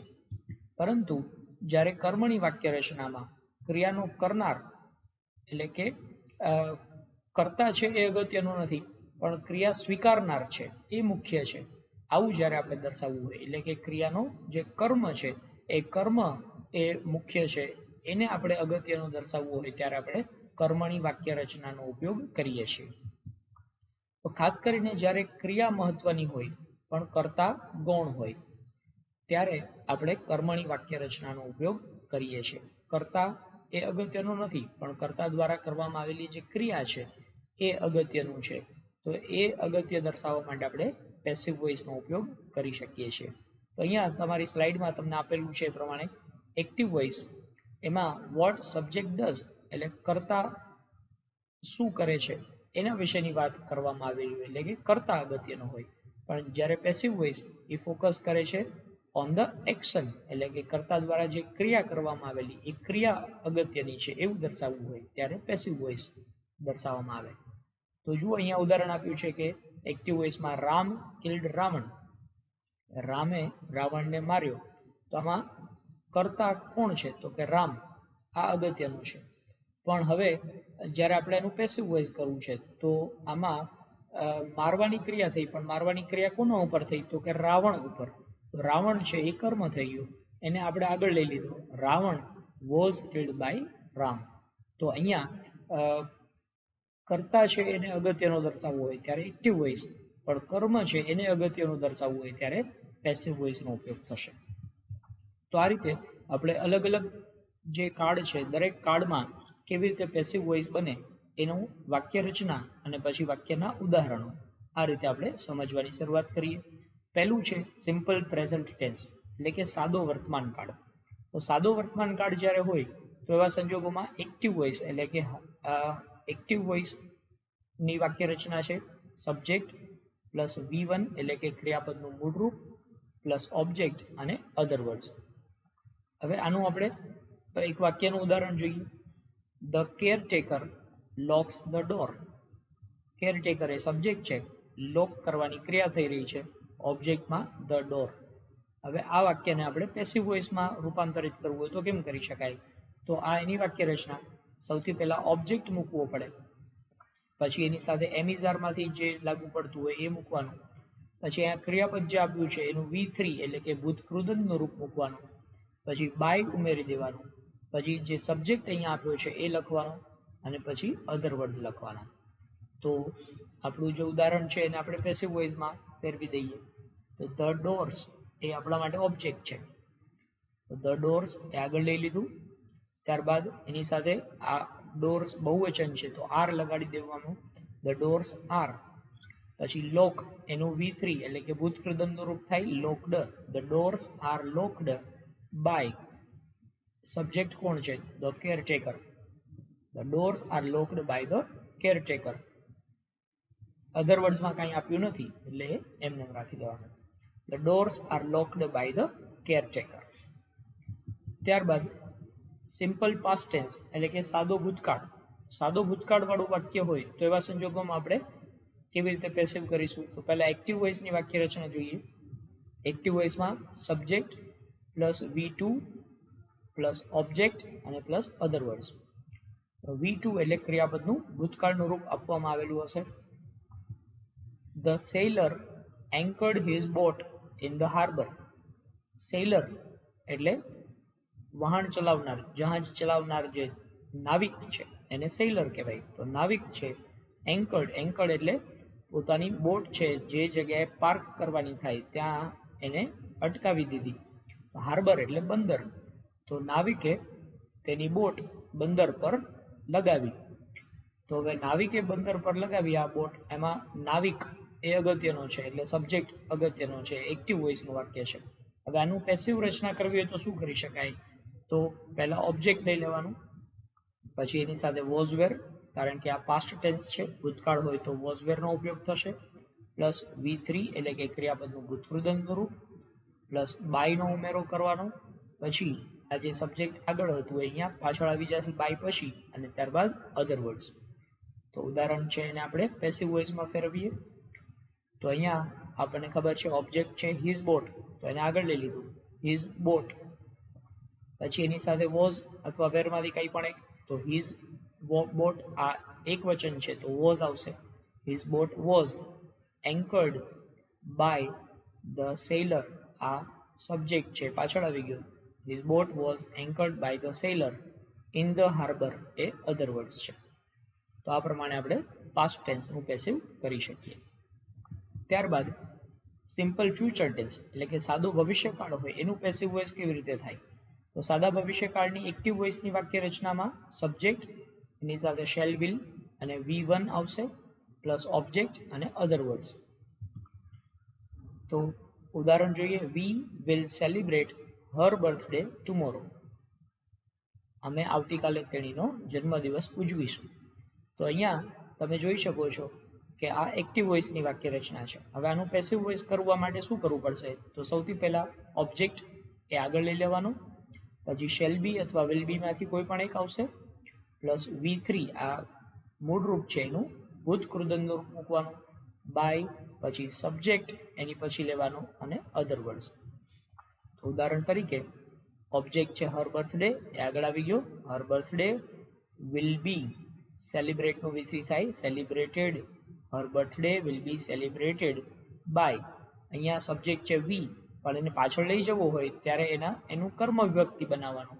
તો કર્મ વિભક્તિ વીનું શું થાય? તો કે us. Her birthday will be celebrated by us tomorrow. ત્યારબાદ continuous present tense. Continuous present tense એટલે કે ચાલુ વર્તમાન કાળ. ચાલુ વર્તમાન કાળ છે એનું પેસિવ કરવા માટે પહેલાં એક્ટિવ વોઇસની વાક્ય રચના સમજવી પડશે. સબ્જેક્ટ એની સાથે એમિઝાર પ્લસ V1 એની સાથે આઈએનજી આપે, એટલે કે ક્રિયાપદનું જે મૂળ રૂપ હોય એ મૂળ રૂપની સાથે આઈએનજી લગાડવાનું હોય, પ્લસ ઓબ્જેક્ટ અને અધર વર્ડ્સ. તો જોઈએ. She is eating an apple now. તો શી સબ્જેક્ટ છે એની સાથે ઇઝ લગાડવાનું હોય. શી ઇઝ, ઈટ એની સાથે આઈએનજી લાગ્યું તો eating, she is eating. An apple એ ઓબ્જેક્ટ છે અને નાવ અધર વર્ડ્સ છે. હવે આનું પેસિવ કરવા માટે શું કરવું પડશે? તો ઓબ્જેક્ટ પહેલાં લઈ લેવાનું. તો આ ઓબ્જેક્ટ પ્લસ એની સાથે એમિઝારમાંથી કંઈ પણ એક, પણ આ આઈએનજીનું સ્વરૂપ છે એને દર્શાવવા માટે બીની સાથે આઈએનજી લગાડવું પડે. તો બીની સાથે આઈએનજી એટલે થઈ ગયું બીઈંગ. પછી આ V1 છે એનું V3 કરી દેવાનું, પછી બાય અને સબ્જેક્ટ એની સાથે અધર વર્ડ્સ.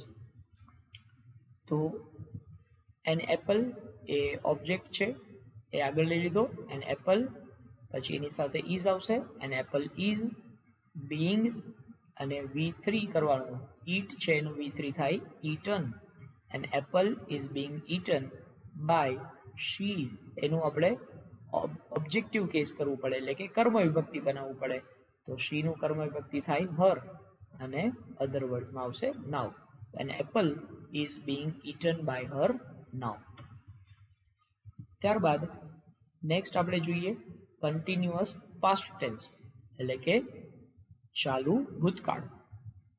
ચાલુ ભૂતકાળ એનું વાક્ય રચના સબ્જેક્ટ એની સાથે વોઝ વેર, V1 ની સાથે આઈએનજી, ઓબ્જેક્ટ અને અધર વર્ડ્સ. તો she was reading a book then. તેણી ત્યારે બુક વાંચી રહી હતી. તો આ ચાલુ ભૂતકાળ છે. ચાલુ ભૂતકાળનું વાક્ય એને આપણે પેસિવમાં બનાવીએ. તો પહેલા ઓબ્જેક્ટ આવી જશે. ઓબ્જેક્ટ એની સાથે વોઝ વેર પ્લસ આ આઈએનજી છે એના માટે બીઇંગ લગાડવું પડશે. Object was wear plus being, પછી આ V1 છે એનું ભૂતકૃદંત એટલે કે V3 પ્લસ બાય સબ્જેક્ટ અને અધર વર્ડ્સ. અ બુક એ ઓબ્જેક્ટ છે, આગળ લઈ લીધું. અ બુક એની સાથે વોઝ લાગશે. અ બુક વોઝ બીઇંગ રીડ છે એનું V3 રેડ થાય. સ્પેલિંગ એનું જ રહે પણ એનું ઉચ્ચારણ બદલાઈ જાય, read. A book was being read by શીનું હર અને then. A book was being read by her then. ત્યારબાદ પરફેક્ટ પ્રેઝન્ટ ટેન્સ એટલે કે પૂર્ણ વર્તમાન કાળ. પૂર્ણ વર્તમાન કાળ હોય તો એનું એક્ટિવ વોઇસનું વાક્ય રચના સબ્જેક્ટ એની સાથે have has plus V3 object અને અધર વર્ડ્સ. તો તમે જોઈ શકો છો કે પૂર્ણ વર્તમાન કાળમાં આપણને V3 એક્ટિવ વોઇસમાં જ ઉપયોગ કરવામાં આવે છે. તો એક્ટિવ વોઇસમાં V3 આવે ને પેસિવ વોઇસ કરવું હોય તો V3 કરવું પડે. તો બે પ્રકારના V3 કરવાનો. તો શું કરીશું એના માટે? તો પહેલા ઉદાહરણ જોઈ લઈએ. I have seen that movie recently. I subject છે, આઈ સાથે હેવ આવે તો આઈ હેવ, પછી આ V3 આવ્યું સીન, સીનું V3 થાય સીન, અને ઓબ્જેક્ટમાં છે ધેટ મૂવી, રિસન્ટલી એટલે હમણાં જ, તાજેતરમાં જ, એ અધર વર્ડ્સ છે. તો હવે આનું પેસિવ વોઇસ કરવા માટે પહેલા ઓબ્જેક્ટ લગાડવાનું, પછી હેવ હેઝ એની સાથે બિન લગાડવાનું. કારણ કે અહીંયા V3 આપેલું છે ઓલરેડી અને આપણે બીજું એક V3 પેસિવ વોઇસનું મૂકવું પડે. તો બે વખત V3 મૂકવાનો એટલે આપણે અહીંયા બીનું V3 મૂકી દીધું, બિન. Object plus have has plus બિન, અને પછી અહીંયા આપેલું છે V3 પ્લસ બાય સબ્જેક્ટ અને અધર વર્ડ્સ. તો ધેટ મૂવી એ ઓબ્જેક્ટ છે, આગળ લઈ લીધો. ધેટ મૂવી હેઝ બીન, પછી સીન તો આપેલું જ છે, V3 એમને મૂકી દો. That movie has been seen by, આઈનું સબ્જેક્ટ છે એનું આપણે ઓબ્જેક્ટિવ કેસ કરવાનું. તો આઈનું ઓબ્જેક્ટિવ કેસ એટલે કે કર્મ વિભક્તિ થાય me. That movie has been seen by me recently. ત્યારબાદ પરફેક્ટ પાસ્ટ ટેન્સ એટલે કે પૂર્ણ ભૂતકાળ. પૂર્ણ ભૂતકાળનું પેસિવ કરવા માટે પહેલા સબ્જેક્ટ પ્લસ હેડ અને V3 ઓબ્જેક્ટ એની સાથે અધર વર્ડ્સ. તો એનું ઉદાહરણ જોઈએ. The hunter had caught a fox then. Hunter had caught a fox then. શિકારીએ ત્યારે શિયાળને પકડી લીધું હતું. તો પૂર્ણ ભૂતકાળનું વાક્ય છે. આનું પેસિવ કરવા માટે પહેલા ઓબ્જેક્ટ પ્લસ હેડ ની સાથે બિન, ઓબ્જેક્ટ હેડ બિન પ્લસ V3 બાય સબ્જેક્ટ અને અધર વર્ડ્સ. તો ઓબ્જેક્ટ છે ફોક્સ, હેડ બીન કોટ એ V3 આપેલું જ છે. A fox had been caught by the hunter અને ધેન. તો fox had been caught by the hunter then. ત્યારે શિકારી દ્વારા શિયાળને પકડી લેવામાં આવ્યું હતું. ત્યારબાદ પરફેક્ટ ફ્યુચર ટેન્સ એટલે કે પૂર્ણ ભવિષ્યકાળ. પૂર્ણ ભવિષ્યકાળનું પેસિવ કરવા માટે શું કરવું? તો એના માટે એક્ટિવ વોઇસની વાક્ય રચના શું છે? સબ્જેક્ટ એની સાથે શેલ હેવ અથવા વિલ હેવ માંથી કોઈ પણ એક આવે પ્લસ V3 ઓબ્જેક્ટ અને other words. I shell have taken the dinner before 9 o'clock. મેં 9 વાગ્યા પહેલા ડિનર લઈ લીધું હશે. તો ભવિષ્યમાં કોઈ સમય પહેલા કોઈ ક્રિયા પૂરી થઈ ગઈ હશે એવું દર્શાવવું હોય તો એના માટે પરફેક્ટ ફ્યુચર ટેન્સનો ઉપયોગ કરવાનો. હવે એનું પેસિવ વોઇસ હોય તો પેસિવ વોઇસ માટે પહેલા object plus shall have will have માંથી કંઈ પણ એક એની સાથે બિન લગાડવાનું પ્લસ V3 બાય સબ્જેક્ટ અને અધર વર્ડ્સ. તો ધ ડિનર એની સાથે will have been. The dinner will have been. ટેકનું V3 થાય taken. The dinner will have been taken by me. આઈનું શું થઈ જશે? Me. Dinner will have been taken by me before 9 o'clock. Other words છે એમને જ રહેશે. તો આ પ્રમાણે પરફેક્ટ ફ્યુચર ટેન્સનું પેસિવ થયું, the dinner will have been taken by me before 9 o'clock. 9 વાગ્યા પહેલા મારા દ્વારા ડિનર લેવાઈ ગયું હશે. તો આ પ્રમાણે એનું પેસિવ વોઇસ બની ગયું. તો આમ આપણે દરેક ટેન્સના જે એક્ટિવ વોઇસમાંથી પેસિવ વોઇસમાં રૂપાંતર શીખ્યા. મિત્રો યાદ રાખો કે કન્ટિન્યુઅસ ફ્યુચર ટેન્સ એટલે કે ચાલુ ભવિષ્યકાળ એનું પેસિવ વોઇસમાં રૂપાંતર થતું નથી. એવી જ રીતે ચાલુ પૂર્ણ કાળ જે છે, ચાલુ પૂર્ણ વર્તમાન કાળ, ચાલુ પૂર્ણ ભૂતકાળ અને ચાલુ પૂર્ણ ભવિષ્યકાળ એનું પણ પેસિવ વોઇસમાં રૂપાંતર થતું નથી. તો બાકીના જે 8 અલગ અલગ કાળ છે જેનું પેસિવ વોઇસમાં રૂપાંતર આપણે શીખી ગયા છીએ. Thank you.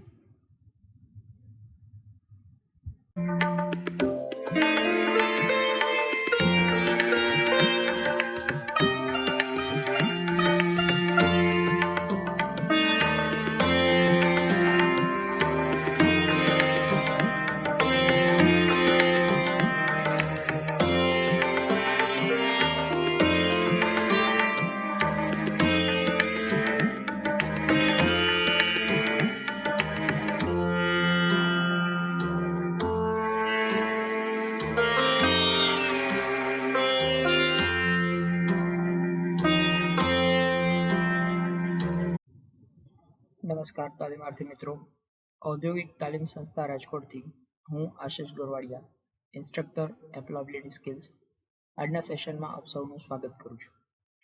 મિત્રો આજે આપણે લોકો શીખવાના છીએ સેમેસ્ટર 1માં ટોપિક 2. ટોપિકનું નામ છે ઇંગ્લિશ લિટરસી.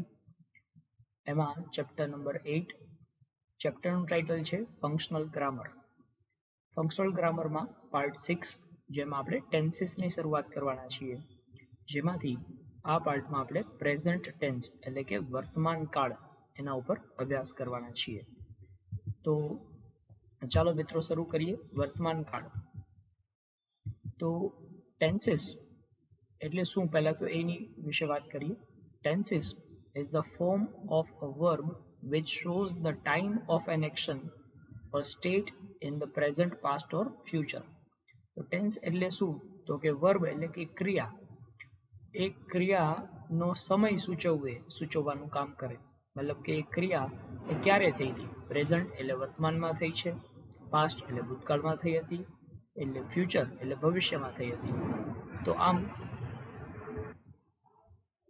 કોઈ ક્રિયાનો સમય સૂચવવાનું કામ કરે એને ટેન્સીસ કહેવાય. તો કોઈ ક્રિયા વર્તમાનમાં થઈ છે, ભૂતકાળમાં થઈ હતી કે ભવિષ્યમાં થશે, આવું દર્શાવવા માટે ટેન્સ એટલે કે કાળનો ઉપયોગ થાય છે. તો કાળના મુખ્ય 3 રૂપો છે. પ્રેઝન્ટ ટેન્સ એટલે કે વર્તમાન કાળ, પાસ્ટ ટેન્સ એટલે કે ભૂતકાળ અને ફ્યુચર ટેન્સ એટલે ભવિષ્યકાળ.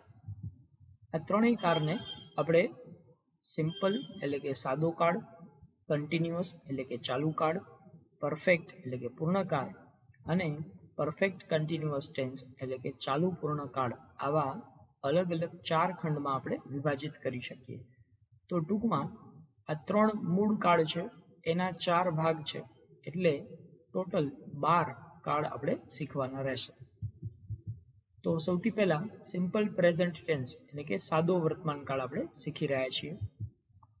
સાદો વર્તમાન કાળ ક્યાં ઉપયોગ થશે, તો રોજિંદી ક્રિયાઓ દર્શાવવા માટે, નિયમિત રીતે જે ક્રિયાઓ થતી હોય એ દર્શાવવા માટે, કુદરતી ઘટનાઓ, ગણિત કે વિજ્ઞાનના સૂત્રો દર્શાવવા માટે, અથવા તો આદતવશ કોઈ ક્રિયાઓ બનતી હોય એ ક્રિયાઓ દર્શાવવા માટે સિમ્પલ પ્રેઝન્ટ ટેન્સ એટલે કે સાદો વર્તમાન કાળ એનો ઉપયોગ થાય છે.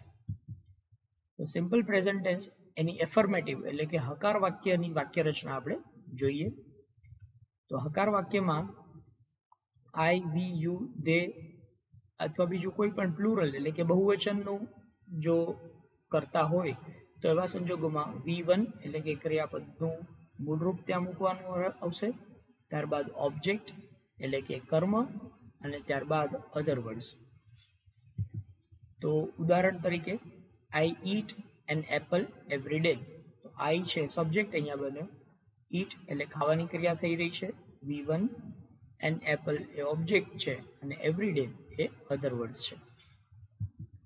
સિમ્પલ પ્રેઝન્ટ ટેન્સમાં નેગેટિવ હોય, એટલે કે નકાર વાક્ય હોય તો આવા સંજોગોમાં આઈ વી યુ દે અને બીજું કોઈ પણ પ્લુરલ એટલે કે બહુવચનનું નામ હોય તો એની સાથે ડોન્ટ, ડુ અને નોટ એનું ટૂંકું રૂપ છે ડોન્ટ પ્લસ V1 ઓબ્જેક્ટ અને અધર વર્ડ મૂકવાનું રહેશે.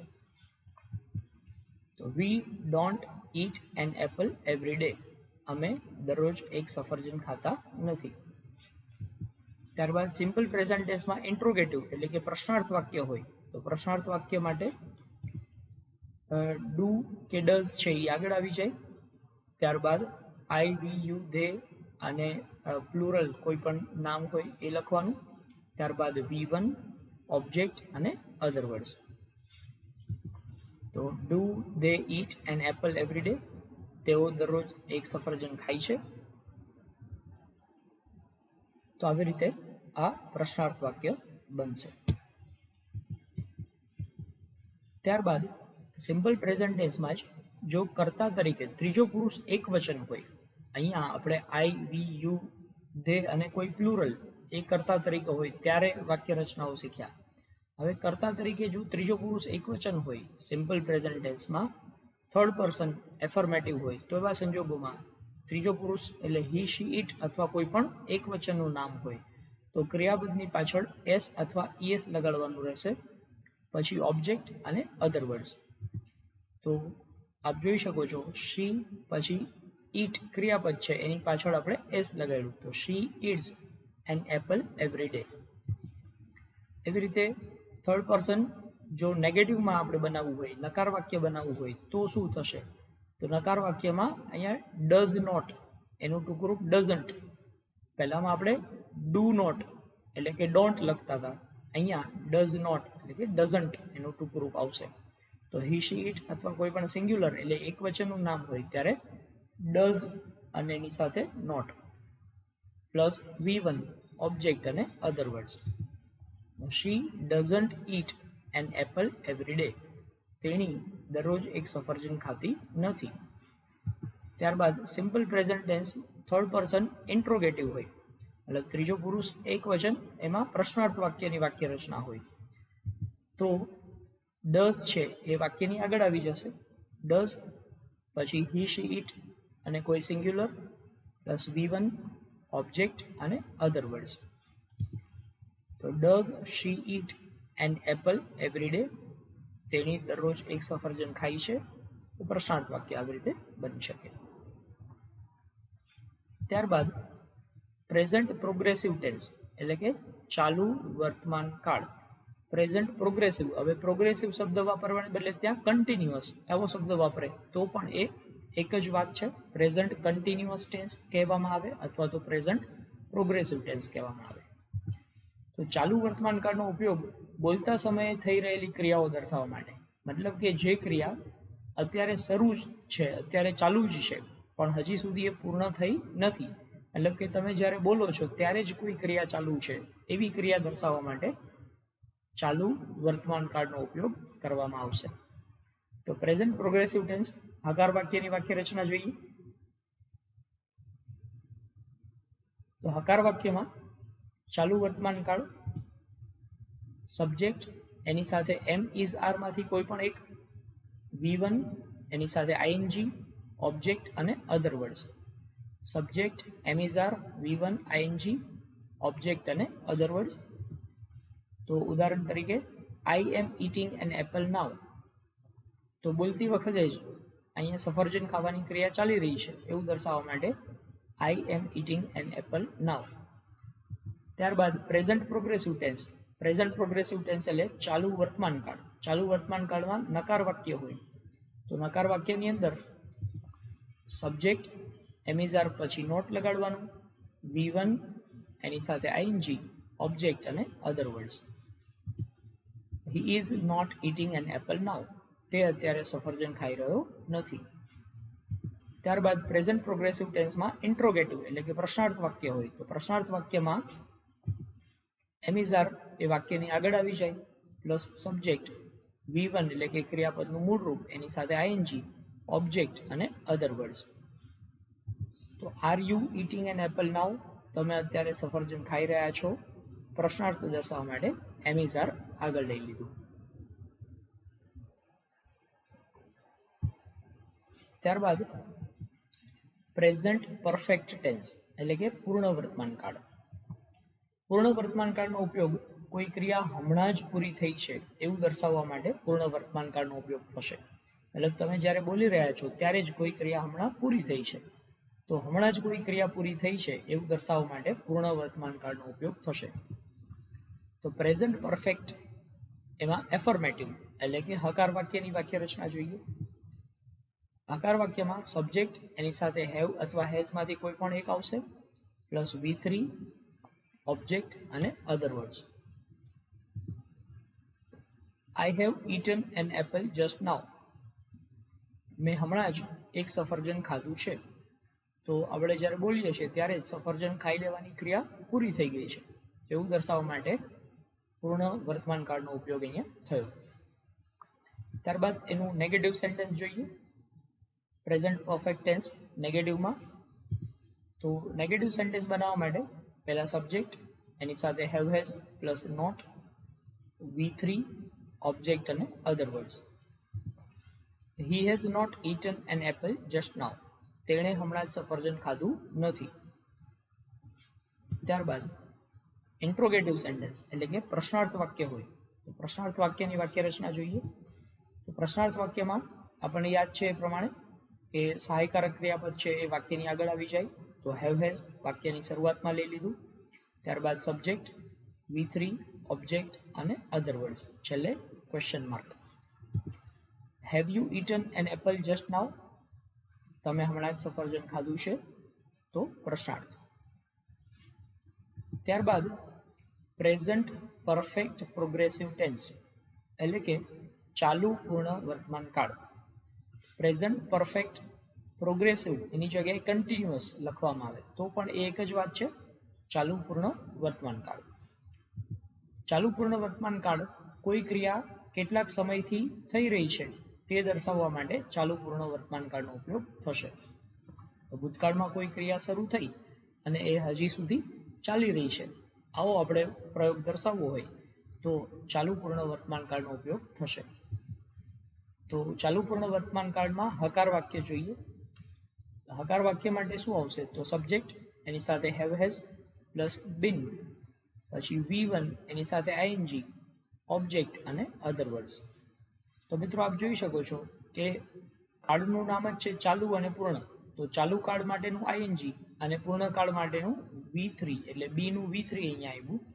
ભૂતકૃદંત B નું ભૂતકૃદંતનું રૂપ બિન એટલે આ પૂર્ણ કાળ માટેની કન્ડિશન છે અહીંયા પૂરી થાય છે, અને ચાલુ કાળ માટેની કન્ડિશન ING એ અહીંયા પૂરી થાય છે.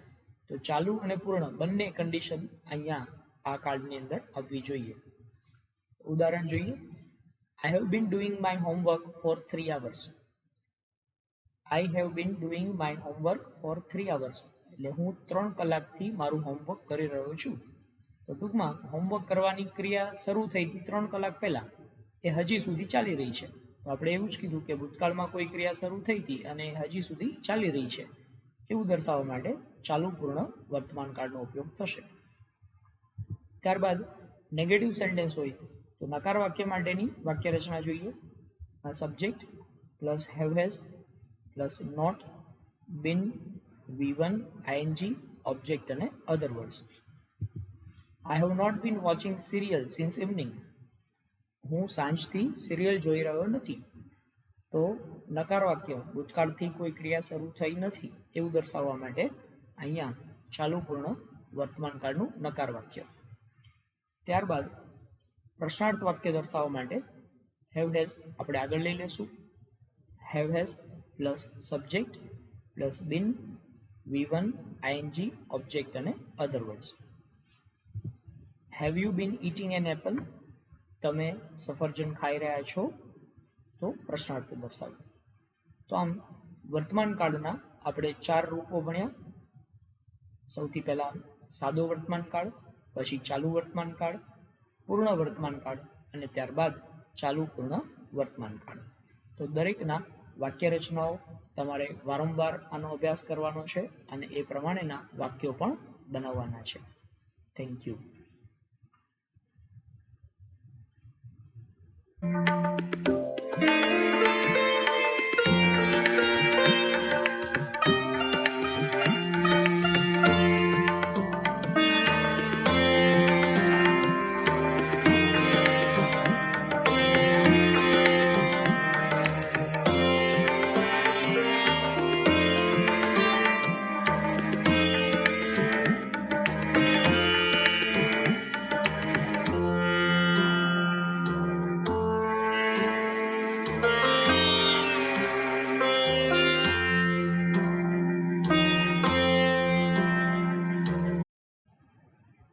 નમસ્કાર તાલીમાર્થી મિત્રો, ઔદ્યોગિક તાલીમ સંસ્થા રાજકોટથી હું આશિષ ગોરવાડિયા, ઇન્સ્ટ્રક્ટર એમ્પ્લોયબિલિટી સ્કિલ્સ. આજના સેશનમાં આપ સૌનું હાર્દિક સ્વાગત કરું છું. મિત્રો, આપણે લોકો શીખી રહ્યા છીએ સેમેસ્ટર 1માં ટોપિક 2. ટોપિકનું ટાઇટલ છે ઇંગ્લિશ લિટરસી, જેમાં ચેપ્ટર નંબર 8. ચેપ્ટરનું ટાઇટલ છે ફંક્શનલ ગ્રામર, જેમાં પાર્ટ 7. એમાં આપણે ટેન્સીસ ભણી રહ્યા છીએ, જેમાં આપણે પ્રેઝન્ટ ટેન્સ ઓલરેડી કમ્પ્લીટ કરી દીધો છે. હવે આપણે વાત કરી રહ્યા છીએ પાસ્ટ ટેન્સ એટલે કે ભૂતકાળ. તો ભૂતકાળની વાક્ય રચનાઓ અને દરેકનો ઉપયોગ કેવી રીતે થશે એ આપણે અહીંયા ભણવાનું છે. Simple past tense.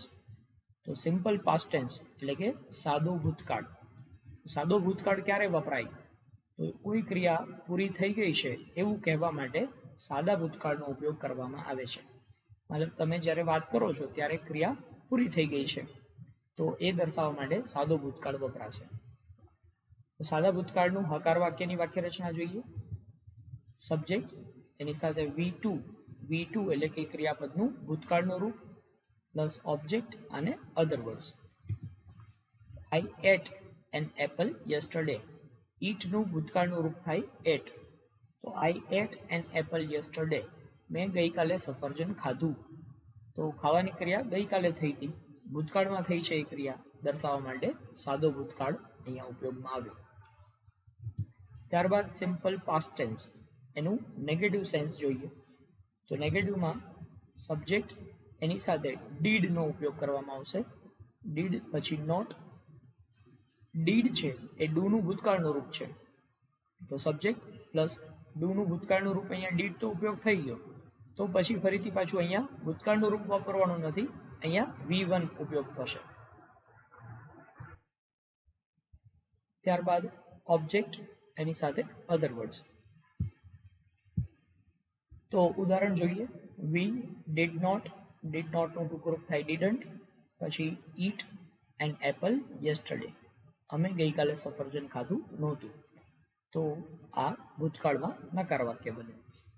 આવી રીતે પ્રશ્નાર્થ વાક્ય બનાવવા માટે પહેલા ડીડનો ઉપયોગ થશે, પ્લસ સબ્જેક્ટ, V1, ઓબ્જેક્ટ અને અધર વર્ડ્સ. તો આપણે જાણીએ છીએ પ્રમાણે પ્રશ્નાર્થ વાક્ય હોય તો સહાયકારક ક્રિયાપદ છે વાક્યની શરૂઆતમાં આવી જાય. Did they eat an apple yesterday, તેઓએ ગઈકાલે સફરજન ખાધું. તો ડીડ, ધે છે સબ્જેક્ટ, ઈટ V1 મૂકવાનું રહેશે, કારણ કે આપણે અહીંયા ડુનું ભૂતકાળનું રૂપ ડીડ ઓલરેડી વાપરી જ લીધું છે, એટલે અહીંયા ફરીથી પાછું ભૂતકાળનું રૂપ ન વપરાય, એનું વર્તમાનકાળનું રૂપ એટલે કે મૂળ રૂપ વપરાય. ત્યારબાદ પાસ્ટ પ્રોગ્રેસિવ ટેન્સ એટલે કે ચાલુ ભૂતકાળ. ચાલુ ભૂતકાળ, ભૂતકાળમાં કોઈ નિયત સમયે કોઈ ક્રિયા થઈ રહી હતી એવું દર્શાવવા માટે ચાલુ ભૂતકાળનો ઉપયોગ થશે. તો જે ક્રિયા ભૂતકાળમાં અમુક સમયે થઈ રહી હતી એ દર્શાવવા માટે ચાલુ ભૂતકાળ વપરાય. તો એમાં હકાર વાક્યની વાક્ય રચના જોઈએ. સબ્જેક્ટ, એની સાથે વોઝ વેર, પ્લસ V1, એની સાથે ING, ઓબ્જેક્ટ અને અધર વર્ડ્સ. તો I was eating an apple, હું ત્યારે સફરજન ખાઈ રહ્યો હતો. તો મતલબ ભૂતકાળમાં સફરજન ખાવાની ક્રિયા ચાલતી હતી એવું દર્શાવવા માટે ચાલુ ભૂતકાળ. ત્યારબાદ એનું નેગેટિવ વાક્ય જોઈએ. નકાર વાક્યમાં વોઝ વેરની સાથે નોટ ઉમેરી દેવાનું, V1, ING, ઓબ્જેક્ટ અને other words. He was not eating an apple, તે સફરજન ખાઈ રહ્યો ન હતો. ત્યારબાદ પાસ્ટ પ્રોગ્રેસિવમાં ઇન્ટ્રોગેટિવ એટલે કે પ્રશ્નાર્થ વાક્ય. પ્રશ્નાર્થ વાક્યમાં વોઝ વેર આગળ આવી જશે અને સબ્જેક્ટ ત્યાર પછી. Was wear, subject, V1 ing object અને અધર વર્ડ્સ. તો વેર યુ ઇટિંગ એન એપલ, તમે સફરજન ખાઈ રહ્યા હતા. તો આ પ્રશ્નાર્થ વાક્ય દર્શાવવા માટે વાક્યમાં વેર આગળ આવી જોઈએ. ત્યારબાદ પાસ્ટ પરફેક્ટ ટેન્સ એટલે કે પૂર્ણ ભૂતકાળ. પૂર્ણ ભૂતકાળ જ્યારે ભૂતકાળમાં કોઈ ઘટના બની ચૂકી હતી એવું કહેવું હોય ત્યારે એના માટે પૂર્ણ ભૂતકાળનો ઉપયોગ થાય છે. તો તમે જ્યારે વાત કરો છો એ પહેલાં જ ભૂતકાળમાં કોઈ ક્રિયા ઓલરેડી પૂરી થઈ ગઈ છે, બરાબર, એ દર્શાવવા માટે પૂર્ણ ભૂતકાળનો ઉપયોગ કરવામાં આવશે. તો એનું હકાર વાક્યની વાક્ય રચના જોઈએ. પૂર્ણ ભૂતકાળ માટે પાસ્ટ પરફેક્ટ એનું એફર્મેટિવ સેન્ટેન્સ. તો સબ્જેક્ટ એની સાથે હેડ, V3 ઓબ્જેક્ટ અને other words. I had eaten an apple, મેં સફરજન ખાઈ લીધું હતું. તો સફરજન ખાવાની ક્રિયા ભૂતકાળમાં જ પૂરી થઈ ગઈ હતી એ દર્શાવવા માટે પાસ્ટ પરફેક્ટ ટેન્સ. ત્યારબાદ પાસ્ટ પરફેક્ટ ટેન્સમાં નેગેટિવ વાક્ય બનાવવું હોય તો હેડની સાથે નોટ ઉમેરી દેવાનું. Subject plus had plus not, V3 object અને other words. He had not eaten an apple, તેણે સફરજન ખાધું હતું નહીં. તો અહીંયા નકાર વાક્ય દર્શાવવા માટે હેડની સાથે નોટ ઉમેરવામાં આવ્યું. ત્યારબાદ પાસ્ટ પરફેક્ટ ઇન્ટ્રોગેટિવ એટલે કે પૂર્ણ ભૂતકાળનું પ્રશ્નાર્થ વાક્ય. પ્રશ્નાર્થ વાક્યમાં હેડ છે વાક્યની આગળ આવી જશે. Had plus subject, V3 object અને other words. Had you eaten an apple, તમે સફરજન ખાધું હતું, પ્રશ્નાર્થ. ત્યારબાદ પાસ્ટ પરફેક્ટ પ્રોગ્રેસિવ ટેન્સ એટલે કે ચાલુ પૂર્ણ ભૂતકાળ. પ્રોગ્રેસિવની જગ્યાએ અહીંયા કન્ટિન્યુઅસ પણ લખી શકાય. પાસ્ટ પરફેક્ટ કન્ટિન્યુઅસ ટેન્સ એટલે કે ચાલુ પૂર્ણ ભૂતકાળ. તો ચાલુ પૂર્ણ ભૂતકાળ ભૂતકાળમાં કોઈ સમયે કોઈ ઘટના કેટલાક સમયથી બની રહી હતી એવું દર્શાવવા માટે. ભૂતકાળમાં કોઈ ક્રિયા શરૂ થઈ, થોડાક સમય સુધી એ ક્રિયા ચાલી અને ભૂતકાળમાં જ એ ક્રિયા પૂરી થઈ ગઈ. આવું જ્યારે દર્શાવવું હોય ત્યારે ચાલુ પૂર્ણ ભૂતકાળનો ઉપયોગ થશે. તો એના હકાર વાક્યની વાક્ય રચના જોઈએ, જેમાં સબ્જેક્ટની સાથે હેડ, બીન, V1 ing ઓબ્જેક્ટ અને other words. I had been eating an apple, હું સફરજન ખાઈ રહ્યો હતો. તો ભૂતકાળમાં સફરજન ખાવાની ક્રિયા શરૂ થઈ અને ભૂતકાળમાં જ એ ક્રિયા પૂરી થઈ ગઈ. આ દર્શાવવા માટે ચાલુ પૂર્ણ ભૂતકાળનો ઉપયોગ થયો. ત્યારબાદ પાસ્ટ પરફેક્ટ પ્રોગ્રેસિવ ટેન્સમાં નેગેટિવ એટલે કે નકાર વાક્ય દર્શાવવા માટે એમાં સબ્જેક્ટ હેડ એની સાથે not, been, V1 ing object અને other words. I had not been eating an apple, હું સફરજન ખાઈ રહ્યો હતો નહીં. ત્યારબાદ એમાં ઇન્ટ્રોગેટિવ સેન્ટેન્સ દર્શાવવું હોય એટલે કે પ્રશ્નાર્થ વાક્ય. તો પ્રશ્નાર્થ વાક્ય માટે હેડ છે વાક્યની આગળ આવી જશે. Had subject, been, V1 ing object અને other words. Had you been eating an apple, તમે સફરજન ખાઈ રહ્યા હતા. તો આમ પ્રશ્નાર્થ વાક્ય બન્યું. તો આ પ્રમાણે આપણે ભૂતકાળના 4 રૂપો સાદો ભૂતકાળ, ચાલુ ભૂતકાળ, પૂર્ણ ભૂતકાળ અને ચાલુ પૂર્ણ ભૂતકાળ આ દરેકની વાક્ય રચનાઓ અને વાક્યોનો અભ્યાસ કર્યો છે. વિડીયોને તમે 2 થી 3 વખત વ્યવસ્થિત જોશો એટલે તમને દરેક પ્રકારની વાક્ય રચના આરામથી યાદ રહી જશે. Thank you.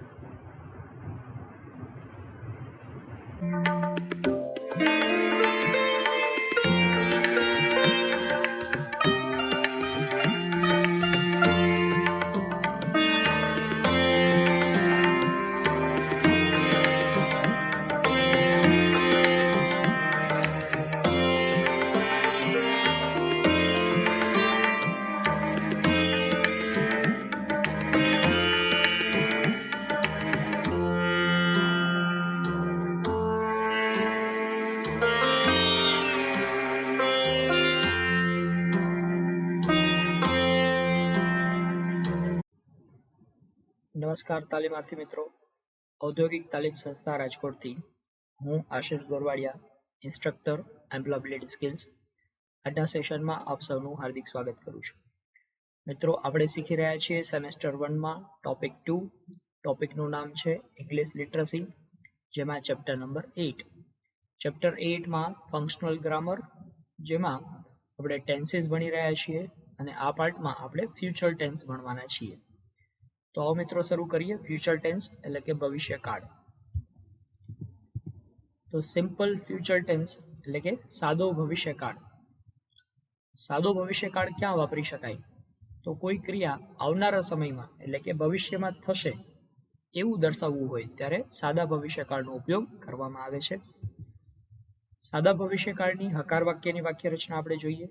તો હકાર વાક્યમાં subject plus will, V1, object અને અધર વર્ડ્સ. તો અહીંયા ભવિષ્યકાળ દર્શાવવા માટે શેલ અથવા વિલ બેમાંથી કોઈ એકનો ઉપયોગ કરી શકાય, પરંતુ હવે તમે મોડર્ન ઇંગ્લિશ પ્રમાણે દરેક જગ્યાએ વિલનો જ ઉપયોગ કરો તો એ સાચું જ છે. તો I will eat an apple tomorrow. હું આવતીકાલે એક સફરજન ખાઈશ. તો સફરજન ખાવાની ક્રિયા આવતીકાલે એટલે કે ભવિષ્યમાં થવાની છે. તો ભવિષ્યમાં થનારી ક્રિયા દર્શાવવા માટે સાદો ભવિષ્યકાળ વપરાશે. ત્યારબાદ સિમ્પલ ફ્યુચર ટેન્સમાં નેગેટિવ એટલે કે નકાર વાક્ય. નકાર વાક્ય દર્શાવવા માટે સબ્જેક્ટ, એની સાથે વિલ નોટ. વિલ નોટનું ટૂંકું રૂપ આપણે કરીએ તો વોન્ટ થશે. V1, ઓબ્જેક્ટ અને other words. We won't eat an apple tomorrow. અમે આવતીકાલે સફરજન ખાઈશું નહીં. તો ભવિષ્યમાં કોઈ ક્રિયા નકારાત્મક દર્શાવવા માટે વિલની સાથે નોટનો ઉપયોગ એટલે કે વોન્ટ થયું અહીંયા. ત્યારબાદ સિમ્પલ ફ્યુચર ટેન્સ ઇન્ટ્રોગેટિવ.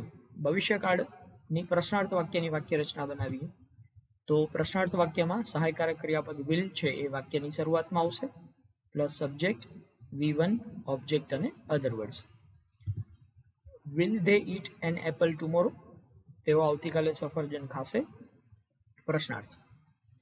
ત્યારબાદ ફ્યુચર પ્રોગ્રેસિવ ટેન્સ એટલે કે ચાલુ ભવિષ્યકાળ. ચાલુ ભવિષ્યકાળ ક્યારે વપરાય? તો કોઈ ક્રિયા આવનારા ભવિષ્યમાં થઈ રહી હશે, ભવિષ્યમાં કોઈ ક્રિયા ચાલુ હશે એવું દર્શાવવા માટે ચાલુ ભવિષ્યકાળનો ઉપયોગ કરવામાં આવે છે. તો જ્યારે કોઈ ક્રિયા ભવિષ્યમાં ચાલુ હશે એવું દર્શાવવા માટે આપણે ચાલુ ભવિષ્યકાળનો ઉપયોગ કરીશું. તો ચાલુ ભવિષ્યકાળની હકાર વાક્યની વાક્ય રચના જોઈ લઈએ. હકાર વાક્યમાં સબ્જેક્ટ, એની સાથે વિલ બી, V1, ING અને ઓબ્જેક્ટ એની સાથે અધર વર્ડ્સ. અહીંયા will be, V1, ING, object અને અધર વર્ડ્સ. તો ઉદાહરણ જોઈએ. I will be eating an apple. હું સફરજન ખાઈ રહ્યો હોઈશ. તો ભવિષ્યમાં સફરજન ખાવાની ક્રિયા ચાલતી હશે એ દર્શાવવા માટે ચાલુ ભવિષ્યકાળનો ઉપયોગ થયો. ત્યારબાદ એનું નેગેટિવ સેન્ટેન્સ જોઈએ. તો નેગેટિવ સેન્ટેન્સમાં સબ્જેક્ટ, એની સાથે વિલ નોટનું ટૂંકું રૂપ વોન્ટ, બી, V1, ING, ઓબ્જેક્ટ અને other words. He won't be eating an apple. તો will not નું ટૂંકું રૂપ want. He won't be eating an apple. તે સફરજન ખાઈ રહ્યો હશે નહીં. અને એનું ભવિષ્યકાળનું આપણે પ્રશ્નાર્થ વાક્ય બનાવીએ. તો પ્રશ્નાર્થ વાક્ય બનાવવા માટે will એ વાક્યની આગળ આવી જશે. ત્યારબાદ સબ્જેક્ટ, બી, V1, ING, ઓબ્જેક્ટ અને other words. Will you be eating an apple? તમે સફરજન ખાઈ રહ્યા હશો. તો પ્રશ્નાર્થ દર્શાવ્યું ત્યાં. ત્યારબાદ ફ્યુચર પરફેક્ટ ટેન્સ એટલે કે પૂર્ણ ભવિષ્યકાળ. પૂર્ણ ભવિષ્યકાળમાં જ્યારે કોઈ ક્રિયા આવનારા સમયમાં પૂરી થઈ ગઈ હશે એટલે કે ભવિષ્યમાં કોઈ ક્રિયા પૂરી થઈ ગઈ હશે એવું દર્શાવવું હોય ત્યારે એના માટે પૂર્ણ ભવિષ્યકાળનો ઉપયોગ કરવામાં આવશે. તો એની હકાર વાક્યની વાક્ય રચના જોઈએ. સબ્જેક્ટ, પછી વિલ હેવ અને V3. પૂર્ણકાળ છે એટલે એમાં હંમેશા V3 એટલે કે ક્રિયાપદનું ભૂતકૃદંતનું રૂપ જ આવશે. ત્યારબાદ ઓબ્જેક્ટ અને other words. I will have eaten an apple. મેં સફરજન ખાઈ લીધું હશે. તો ભવિષ્યમાં સફરજન ખાવાની ક્રિયા પૂરી થઈ ગઈ હશે એ દર્શાવવા માટે પૂર્ણ ભવિષ્યકાળનો ઉપયોગ થશે. ત્યારબાદ નેગેટિવ સેન્ટેન્સ હોય તો નોટનો ઉપયોગ થશે. સબ્જેક્ટ વિલ નોટ અને હેવ, V3 ઓબ્જેક્ટ અને other words. He will not have eaten an apple, અહીંયા આ ટાઈપિંગ એરર છે, વિલ નોટ હેવનો ઉપયોગ થશે. He will not have eaten an apple. ત્યારબાદ ફ્યુચર પરફેક્ટ ઇન્ટ્રોગેટિવ એટલે કે પ્રશ્નાર્થ વાક્યની વાક્ય રચના જોઈએ. પ્રશ્નાર્થ વાક્ય હોય તો એવા સંજોગોમાં વિલ છે એ વાક્યની શરૂઆતમાં, plus subject, have, V3 object અને અધર વર્ડ્સ. ઉદાહરણ જોઈએ. Will you have eaten an apple, તમે સફરજન ખાઈ લીધું હશે. તો આ રીતે પ્રશ્નાર્થ વાક્ય બન્યું. હવે ફ્યુચર પરફેક્ટ પ્રોગ્રેસિવ ટેન્સ એટલે કે ચાલુ પૂર્ણ ભવિષ્યકાળ. ચાલુ પૂર્ણ ભવિષ્યકાળ આવનારા કોઈ સમયમાં એટલે કે ભવિષ્યમાં કેટલાક સમયથી કોઈ ક્રિયા થઈ રહી હશે, ભવિષ્યમાં કોઈ ક્રિયા શરૂ થશે અને ભવિષ્યમાં થોડાક સમય માટે એ ક્રિયા ચાલશે, આવું જ્યારે દર્શાવવું હોય તો એના માટે ચાલુ પૂર્ણ ભવિષ્યકાળનો ઉપયોગ કરવામાં આવે છે. ચાલુ પૂર્ણ ભવિષ્યકાળ એના હકાર વાક્યની વાક્ય રચના જોઈએ. Subject will have been, V1 એની સાથે ING, ઓબ્જેક્ટ અને અધર વર્ડ્સ. તો I will have been eating an apple, હું ભવિષ્યમાં સફરજન ખાઈ રહ્યો હોઈશ. તો સફરજન ખાવાની ક્રિયા ભવિષ્યમાં શરૂ થશે અને ભવિષ્યમાં થોડા સમય સુધી એ ક્રિયા ચાલશે, આવું દર્શાવવા માટે ચાલુ પૂર્ણ ભવિષ્યકાળનો ઉપયોગ થયો. ત્યારબાદ ફ્યુચર પરફેક્ટ પ્રોગ્રેસિવમાં નેગેટિવ સેન્ટેન્સ એટલે કે નકાર વાક્યની વાક્ય રચના. નકાર વાક્યમાં સબ્જેક્ટ પ્લસ વોન્ટ એટલે કે વિલ નોટનું ટૂંકું રૂપ, have, been, V1 ING, object અને other words. I want have been eating an apple, હું ભવિષ્યમાં સફરજન ખાઈ રહ્યો હોઈશ નહીં. અને future perfect progressive interrogative sentence એટલે કે પ્રશ્નાર્થ વાક્ય. પ્રશ્નાર્થ વાક્ય માટે વિલ વાક્યની આગળ આવી જશે, વિલ પછી subject, have, been, V1 ING, object અને other words. Will you have been eating an apple, તમે સફરજન ખાઈ રહ્યા હશો. તો વાક્યની શરૂઆતમાં વિલ, પછી હેવ, આ subject you, will you have been eating an Apple. તો આ પ્રમાણે ચાલુ પૂર્ણ ભવિષ્યકાળ બન્યો. આમ આપણે ભવિષ્યકાળના 4 રૂપ, જેમાં સાદો ભવિષ્યકાળ, ત્યારબાદ ચાલુ ભવિષ્યકાળ, પૂર્ણ ભવિષ્યકાળ અને ચાલુ પૂર્ણ ભવિષ્યકાળ, આ બધાની વાક્ય રચનાઓ આપણે શીખ્યા છીએ. દરેક વાક્ય રચના એને વ્યવસ્થિત રીતે તમારે યાદ રાખવાની છે અને એ પ્રમાણે વાક્યો બનાવવાના છે. Thank you.